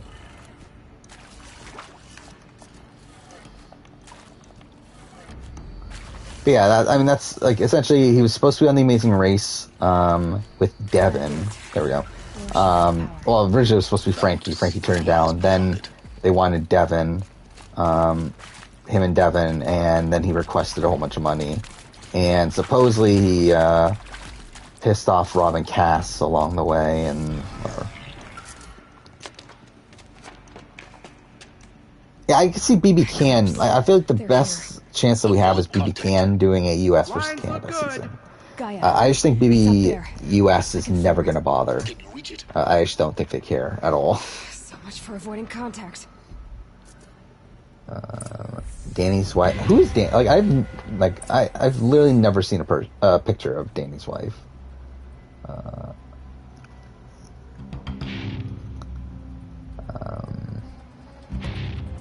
Yeah. I mean, anyway, it would be interesting. I feel like they seem like, I mean, like, Danny seems like a person that would be on The Amazing Race. Like one of these, like, former football players that would be on there.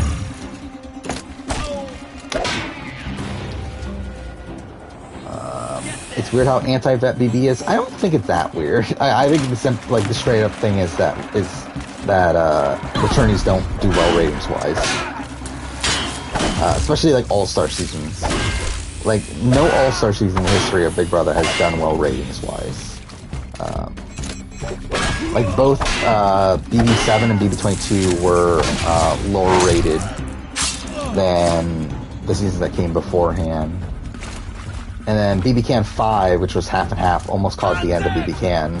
So it's like, I mean, like, no returnee season has done well for Big Brother ratings wise. So it's not that big of a surprise that they don't want to do it.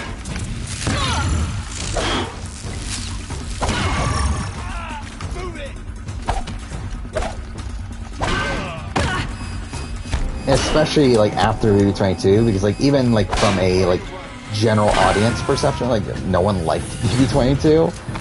Where it's like, at least like with BB7, it's like people loved BB7. Like no one's like out there like loving BB22.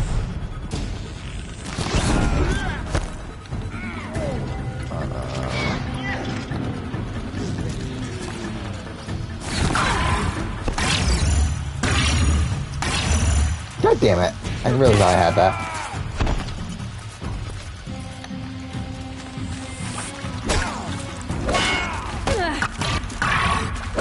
Why don't returnees do good ratings wise? I think it's because they're returnees, and through that, I think you, like, in terms of new people that come to the show, I just think they're less incentivized to watch a show called All Stars, when, like, I think to them it means that, oh, I have to have seen these people in the past. Especially with a show like Big Brother, where it's already like such a commitment to watch the show to begin with. Or not.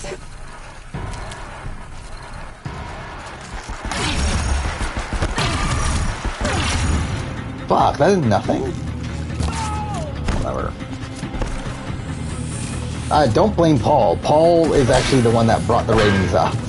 BB19 is one of the best rated seasons of Big Brother. And I believe it might be the best rated season, at least comparatively, that has a returnee on it.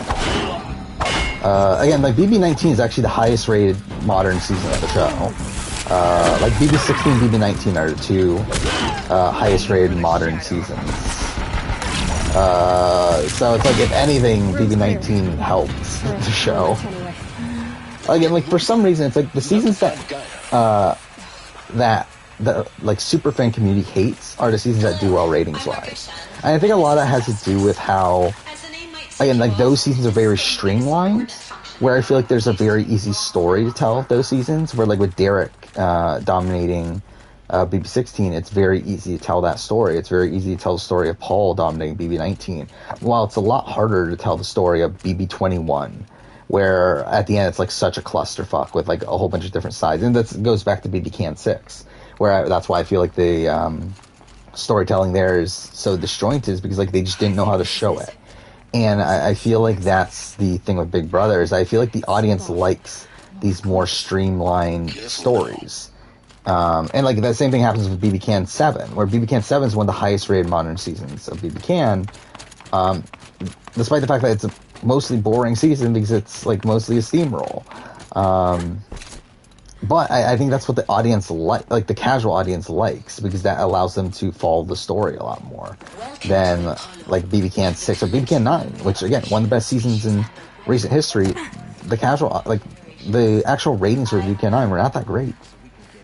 Where it wasn't even sure that we were going to get BB Can 10 afterwards.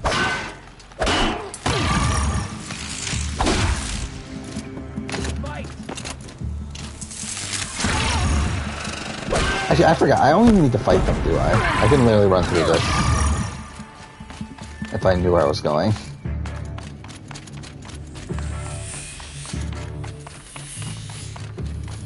Wait, where's the...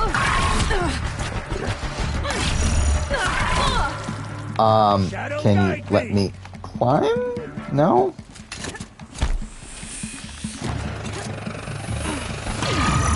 Oh, fuck off. Okay, so I guess it won't let me climb because I'm detected. I'm assuming that's why.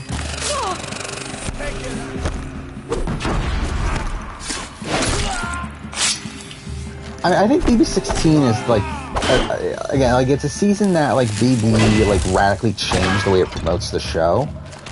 Where like, I think that's the first season where like it went all in on this like summer fun sort of aesthetic.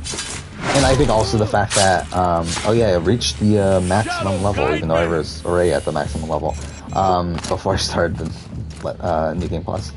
But yeah, like it's also like for the Frankie Grande effect, where I think that brought a new audience to the show.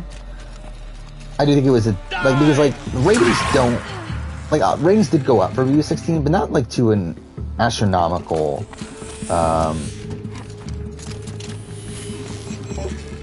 Like, not in any, like... Fuck me.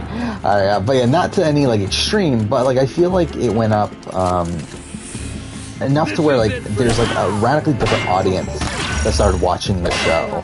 And I feel like there's a lot of people that started watching the show at BB16. And, I think that changed up, how Big Brother was shown afterwards. Where, like, after that, and again, like, now at this point, it goes all in on this, like, summer fun aesthetic.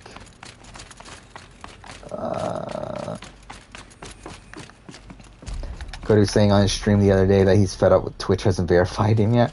I mean, what was he? Okay, let's look this up, because I follow I do follow Cody Calafiore on Twitch, even though I haven't watched one of his streams in forever.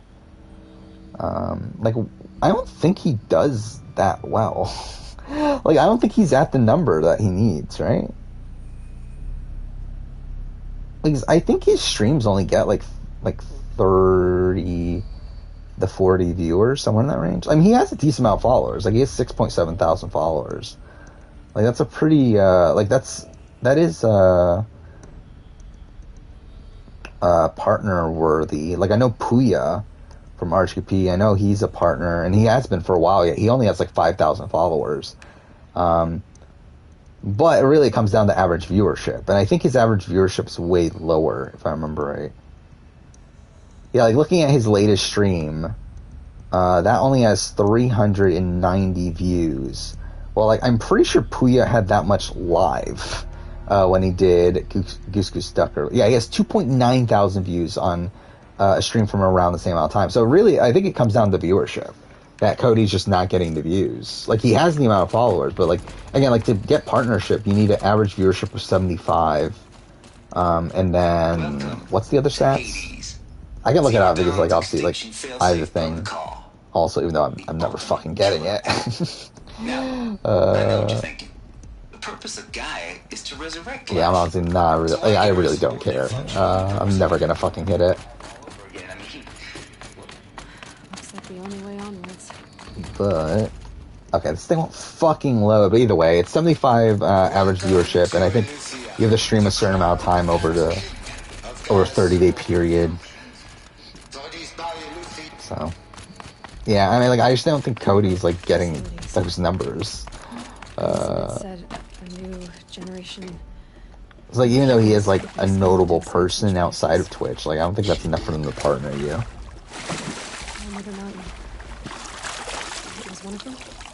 There's only one way to be sure. Where am I going? The hatch wouldn't open. Something about a corrupted alpha registry. Yeah, I have noticed that he does stream like at kind of random times. Mind you, again, I'm coming from someone that streams at fucking 11 p.m. at night until 3 a.m. But still, I do feel like his. Mind you, I haven't paid attention to his stream schedule, but it does feel like his stream schedule is a bit inconsistent. Looks like it used to hold something. So yeah, partnership. You need to stream 25. So over a 30-day period, you need 25 hours. You need to stream on 12 different days, and you need an average viewership of 75. So like actually even I wouldn't even get, even if I had the average viewership that I needed, I don't stream enough to, at least I haven't recently. Again, like obviously like I was streaming like it's insane looking back at like November where I streamed like almost every day because I was doing those Life is Strange speedruns. I don't know how the fuck I did it. Like I legitimately like don't know how I did it. But like yeah, like now streaming only like 2 times a week, it's definitely been a lot more manageable. And also I've been able to make a lot more progress in terms of the main channel. Have I played Destiny? No, I have not, right? No, I don't think I have.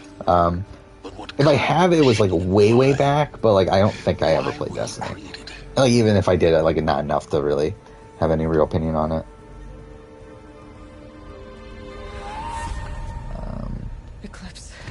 Yeah, I do hear a lot of good things, though, especially about Destiny 2, but never really ended up doing it. It is funny, though, how easy it is to become an affiliate. Mind you, I say that, and it still took me like 3 months to become an affiliate.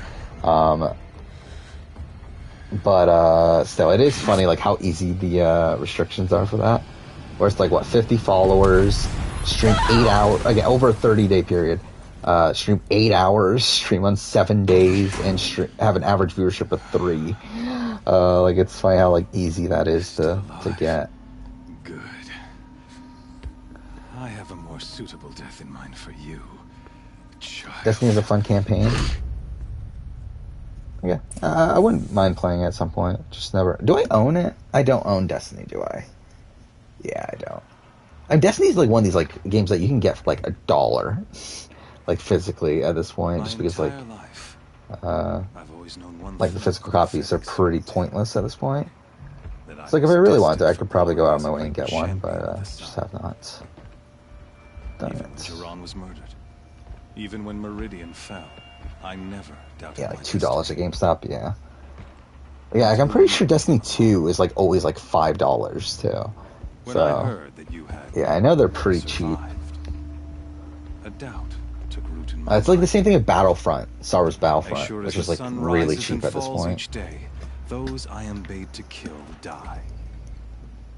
And yet I failed. How? Why?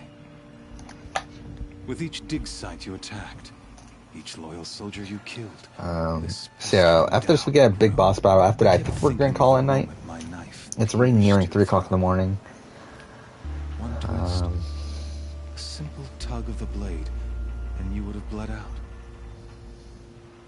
In Slaughter, You have Destiny 2 for free somehow. hesitate. I'm sure they were like giving it away. Like I know Destiny 2 is like a game that's been on like PS Plus in the past. Like I wouldn't be surprised if it's on like Game Pass and that sort of thing. Yes. Which winners from BB Can will work for a challenge? I mean, like Dane, like I think you got John and Dane who would be fine, but like I don't feel like I need to see them back. Jillian would be good. I think Jillian would be good on the challenge. I don't know if she like how old is Jillian now? Like she's like upper 30s at this point, right? Him. I could have finished you before he attacked, but I didn't. But like I feel like she would have been great on there at the time. Haunted every step. It was only when I captured you down in that place. I mean, Nick and Phil, I guess. Whatever. Kevin Martin would be cool, but like I don't think he really fits the challenge, and also he doesn't have any interest.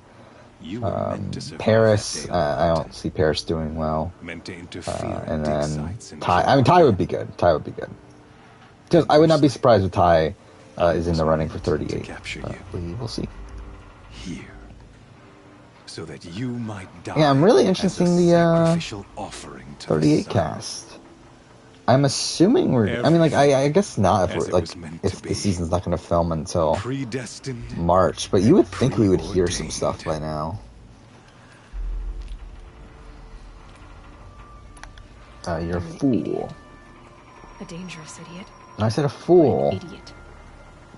I love how like it says you're a fool, but then she says the word idiot 3 times instead of Hades fool. speaks the same language, doesn't he? But whatever. You're being played for a fool. Oh, there we Hades go. is an ancient Finally said it. machine, not the buried shadow of Karja myth. It doesn't care about Meridian. It wants to kill everything and everyone. And you are its dutiful slave. I serve not the buried shadow, but the sun in shadow. All halves of nature joined to one cause. Shadow to sun, dark to light. Do you really not hear how ridiculous that sounds? Jamar being on X on the Beach is not I think I would not be surprised if Jamar and like Min Lee are on the challenge. Considering they're already on X on the Beach, I feel like that's like an easy transition there. Who from BB Can 8 would work well? I mean, I think you got Chris Wiley should be on TV again. Again, the fact that Chris Wiley might be just like this one-off character on BB Can 8 and never be on TV again would be a travesty. But and beyond that, I think you got like Maddie who could be fun. I don't know how like Sheldon is interesting, but like I don't know how good of TV he would be on the challenge. Like he could be really good. Like he's like a professional wrestler. He's like a really savvy guy. Like I could see him like dominating the challenge if he's able to get into the alumni grouping. But again, I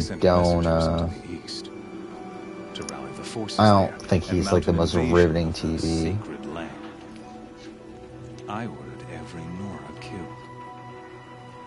I was hoping to catch you there, but alas, it all seems to have been unnecessary. Yeah.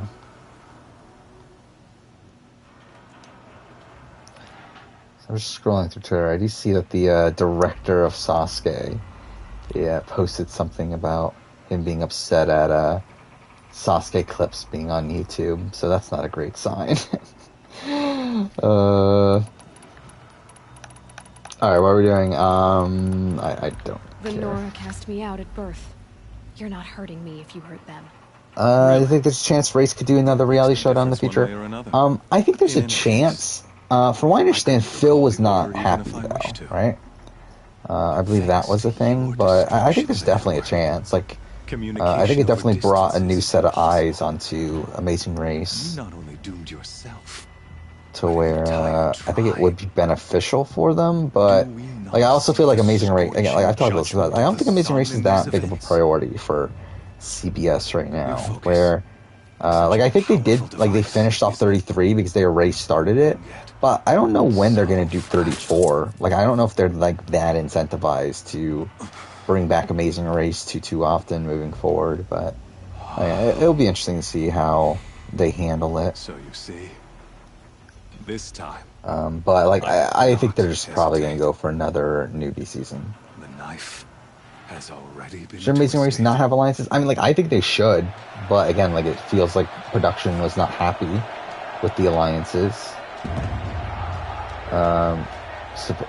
Again, supposedly they add the rule that you can't have alliances, which is fucking dumb. Again, whatever.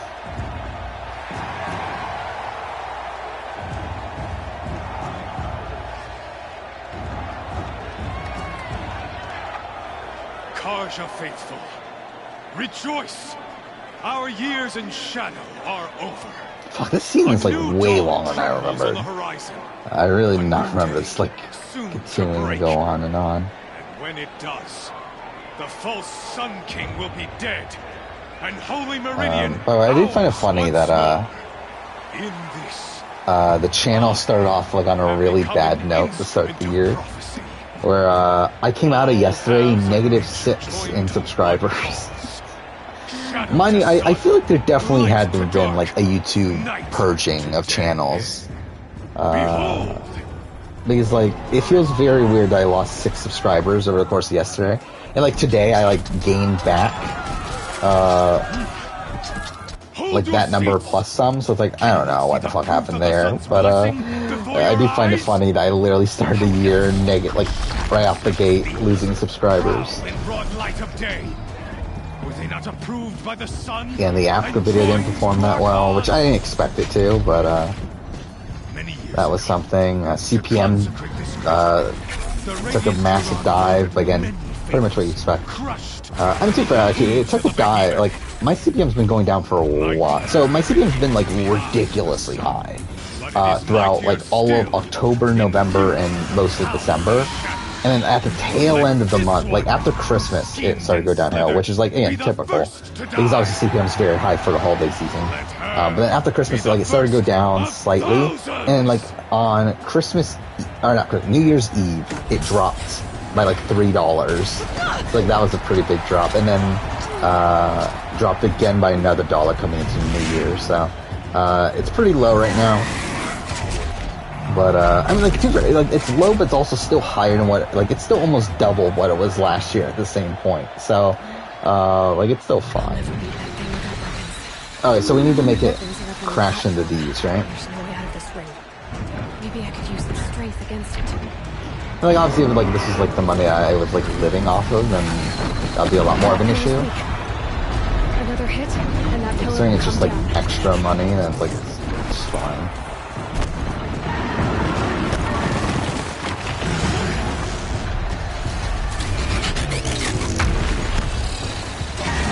Oh, is that actually? Okay, fine.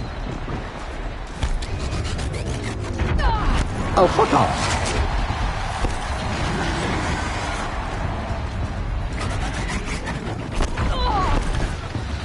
Well, this is not going well.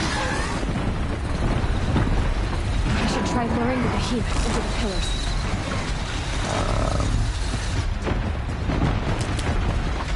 Which, like, the fact that CPM is very low in January kind of makes me not want to release the Merge Boot ranking and, like, do these big rankings at the beginning of the year. But, like, I also, like, it doesn't really matter, realistically. Like, obviously, like, I'm probably missing out on some money I could be making, but... excuse me? You fucking just ran through the thing!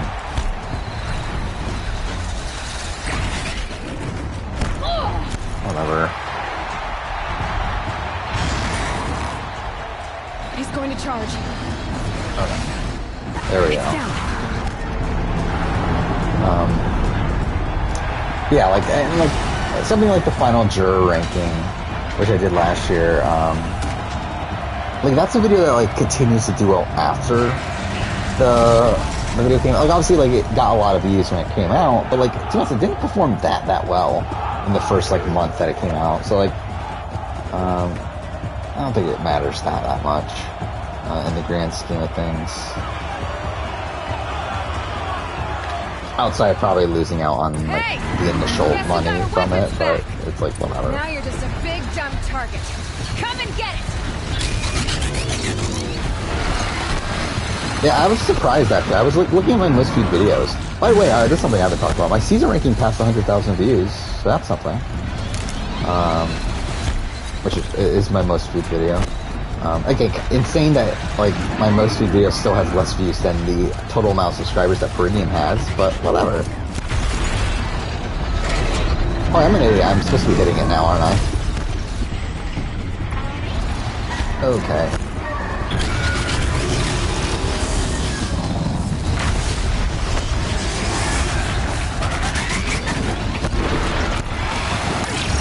Fuck off. What season of the challenge have I rewatched? Well, I have... So, like, I watched... Oh, wait. Okay, wait. This...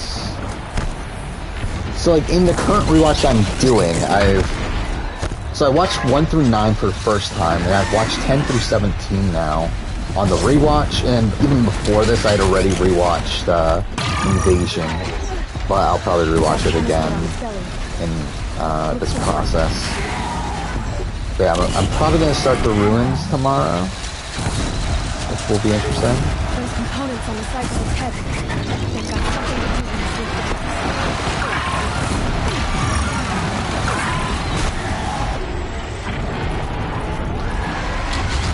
his Yeah, Ruins is a season I did not like the first time I watched it.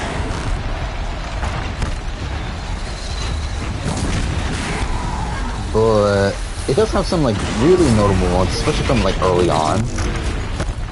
With, like, the Wes versus, JDK grouping. I like that was Kellyanne having a good storyline that season. You have the, like, first appearance of Sarah Rice.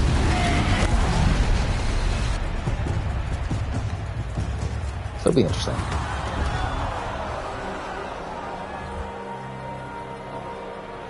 Then we get the Fresh Meat 2, which is one of my favorite seasons. At least it was last time, so we'll see how that goes on the rewatch. I feel like Cutthroat will probably go up on my rewatch. We'll see, though.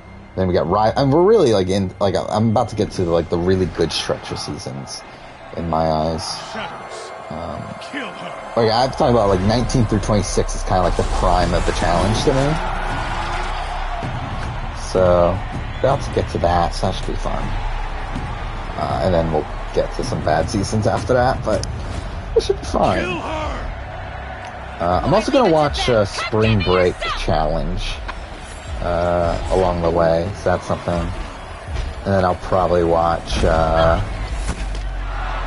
Champs Versus. I'm debating what we're doing. Like, I might do a video, like an extra video where I talk about the spin-offs, but I'm not entirely sure what I want to do with that yet. Because the season ranking will only include the main series, like I'm only going to do 1 through 37. Unless, like, somehow I can't make the video before 38, then obviously 38 will be included. But I'm thinking of doing, like, a video that includes, Champs Versus and, Spring Break Challenge. But, like, not into a rank, but it'll be, like, kind of like what my experience with video was, where I did that for 10 through 13 when I first got into the challenge. I want to do, like, a similar thing for the spin-offs, where, like, it's kind of like shortened reviews. Like, it's not full-blown retrospectives, but it's like kind of shortened reviews of each season. I think that might be what I go and do there, but we'll see. So you're here. Really here. Yeah, we're very close to the end of the game. Of course I did. If you'd been killed, the Nora's sacred mountain would never have given up its secret. I fucking love Silent's Too bad voice. You wasted your time then. What's his name? Lance something? And the Alpha Registry with it. Reddick? I love his I've voice. been monitoring your focus. I duplicated He's in John Wick. Installing that data to a new focus was trivial. I was using The Wire, which I never watched. Daddy sure does love his little big man. You're really good at making it impossible to like you. Yeah, I'm starting to get tired. But yeah, I think we'll probably It's time to see where you call it a night after this cutscene. Maybe you'll even learn why. We'll have to find a Yeah. fast travel location. Meet the machine that. Actually, I guess we could literally just fast travel Is to that it how and you then put save, but either way. I'll be off. Wait. Yes? Whatever, I guess Did we'll you do track this. my location when I wasn't wearing a focus? Really, Aloy. It doesn't take a genius to surmise that Helis would throw you into the Sun Ring at high noon. I wore out 2 Striders getting here in time, but I did. Now be on your way. Since when can you override machines? Ever since you discovered the technique. I had to destroy a corrupted to obtain the necessary parts, of course. But your example showed me. But yeah, I mean, I guess I might as well, this is running, we might as well Yet another benefit of monitoring talk your about what's to come. So again, Wednesday, we'll be streaming after the Amazing Race premiere. And continue off Horizon here. Might reach the end game. Maybe, like, we might only have 2 more streams left of this. We'll see. I don't know, like, I probably want to do the Cauldrons, but we'll see. Actually, I didn't do Frozen Wilds. We'll probably do Frozen Wilds too. So maybe more than that, but either way. Not that you knew the man who killed my. Yeah, we have that. So tomorrow or today, kind of, the Sasuke 39 review will come out. Hopefully, it doesn't get taken down. It shouldn't, but we'll see. Because I do know that. I mean, to be fair, my other Sasuke reviews are still up, so it should be fine. Winter Silence will be the main antagonist of 2. That's what I'm interested in. Again, we know nothing narratively, pretty much, about Horizon Forbidden West when it comes to Silence and his involvement. So I think it'll be really interesting to see what they do with him. They won't stand a chance. Because this like Silence, Hades storyline is definitely one of my more anticipated elements of. Why do I bother asking? You're not going to tell me. Of the sequel. When the time is right, I'll be in touch. But yeah, then Wednesday will be Dreamcasting BB Can All Stars. In the meantime, so both of those videos will be out by next time I stream. Again, this Saturday will be the Merge Boot ranking, which will be interesting. When you were recovering the Alpha, I'll be honest, like I forgot most of the list already from Merge Boot. Like I know the top 3. Because like I remember like my my rules for it. It is funny like doing a Merge Boot ranking, like a ranking of these people that only made it halfway through the game. Anyway. There's still a loading screen on PS5? That's fucking dumb. Like, why is there still a loading screen there? Whatever. Alright, what mission is this? Heart of Nora. Oh, we're going back to Allmother? Oh yeah, it's Allmother first and then, Gaia Prime, isn't it? For some reason I was thinking it was the opposite. Well then, do I want to start with this next time? It doesn't let you go here, right? Yeah, because you have to go outside. Because, like, there's combat stuff in here. Okay, so I think... Should we do Cauldrons next time? I don't know. Make it evil Aloy as the antagonist? That'll just be bizarre.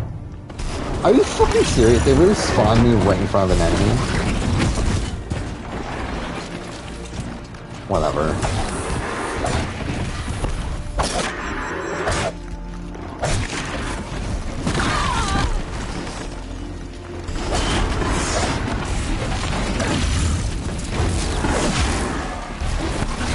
Well, this is some bullshit.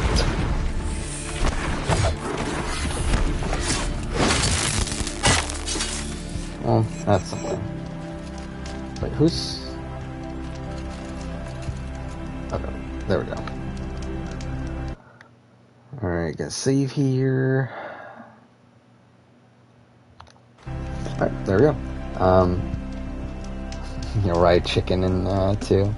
I'm sure they will. It'll feel weird if they didn't. Actually, something else I want to check, actually, right before I finish this. So, something I find funny is that I keep track of how much time I play each game. And now with 2022 done, or 2021 done, I want to look actually real quick at like what my most played game of the year was, because I'm pretty sure it was Mass Effect by a lot. Yeah, like Mass Effect 2 is my most played game of last year, despite the fact that like technically it's part of the Legendary. Like if we're including the entire Legendary Edition, then it's like number one by a lot. Like I put almost 73 hours in the Mass Effect 2. And then 52 hours into both Mass Effects 1 and 3, so that's kind of funny. And the next highest is, I think is it Life is Strange True Colors? At 53. I played Judgment for 36 hours. How the fuck did that happen? Like that's how long it took for me to stream through the game. It's like, what the fuck? 33 hours in the Final Fantasy 15. Like a Dragon took me 49 hours. Actually, I'm surprised it didn't take me longer. 32 and a half hours for Yakuza 5. I did not remember that. Like, no wonder I fucking hate that game. In retrospect, it's like because it took so fucking long to get through. Oh yeah, Trevor Phillips from GTA 5 is Simon, right? I think that's his name in Walking Dead. You put 60 hours into Andromeda? I don't even, like, have I even put 60 hours in total in Andromeda? I probably have in total, but, like, even my 100% completion playthrough, I think I only put, like, 40 hours into it or something. Yeah, where's Andromeda on here?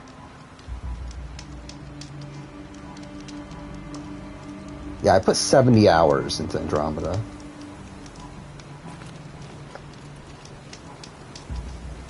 But actually, to be fair though, this is not including my original playthroughs. This is only since I started keeping track, which is 2019, I think.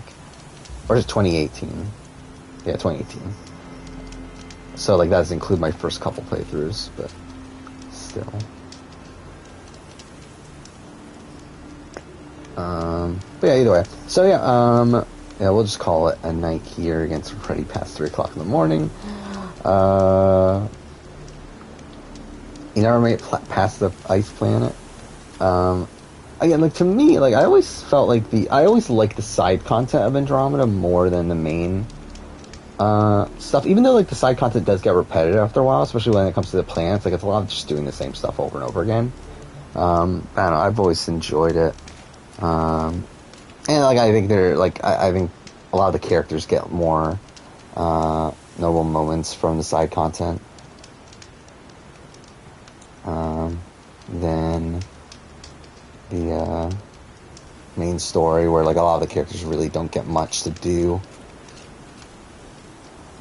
That's why, like, when I played it, when I did my playthrough of it last year on stream, like, I just really didn't get much out of the replay. Like, I had to go back and rewatch parts of my playthrough I did before that and watch side content to make me remember, like, why I liked it before that. But my opinion overall did go down. Like, I did the retrospective, and, like, a lot of it is me, like, complaining about the game and, like, why I don't like the game as much anymore. But anyway, like, I mean, it still has its pros, but, like, I do think as a whole, I think especially having replayed it after having played the original trilogy, it really makes you realize, like, how much it's like, and that's the entire problem, is that it's like, in comparison to the original trilogy, it's bad. In its own right, like, it's a, like, fine sci-fi RPG. Like, it's fine. But it's, like, in comparison to the original Mass Effect games, like, it just doesn't hold the candle at all. Like, I will still say that I probably enjoy playing it more than Mass Effect 1, where, like, I don't think Mass Effect 1's that good of a game to modern standards, from a, like, gameplay perspective. But mind you, like, there's a 10-year difference in between the two games. So, like, it would make sense that it'd be better. But anyway. You hate the combat? I actually think the combat is one of the only things that it improves upon from the previous games in terms of the gameplay. Like, I mean, I think it's a bit too fast-paced. I think that's, like, my issue with it. Like, it's very floaty. It's a lot of, like, jumping around the jetpack and, like, all that stuff. But, I thought... Yeah, I mean, I think it works for what it's trying to do. Yeah, and, like, I do like the skill trees. I think those are also... like, the way that it lets you... like, essentially pick what skills you want, and that defines the character, not, like, the character being predefined by, like, whatever class you picked beforehand. I think that's for the better. Yeah, movement is very wonky. Like, especially, like, when you're not in combat, like, when you're, like, running through the Nexus and stuff, like, it's so fucking dumb. Like, it reminds me of Judgment. And, like, it's just dumb that, like, when you're running all over the place, like, how fast you're moving and, like, how weird the animations look.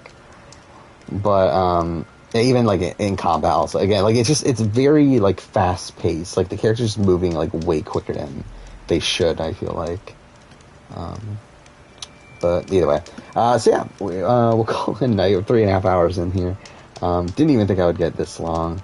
Yeah, it felt very slippery. I think that's a good way to explain it, too. But again, yeah, we'll be back on Wednesday after Amazing Race. Again, Sasuke video and the BB Can All-Star video coming on between then. Yeah, everyone's still here.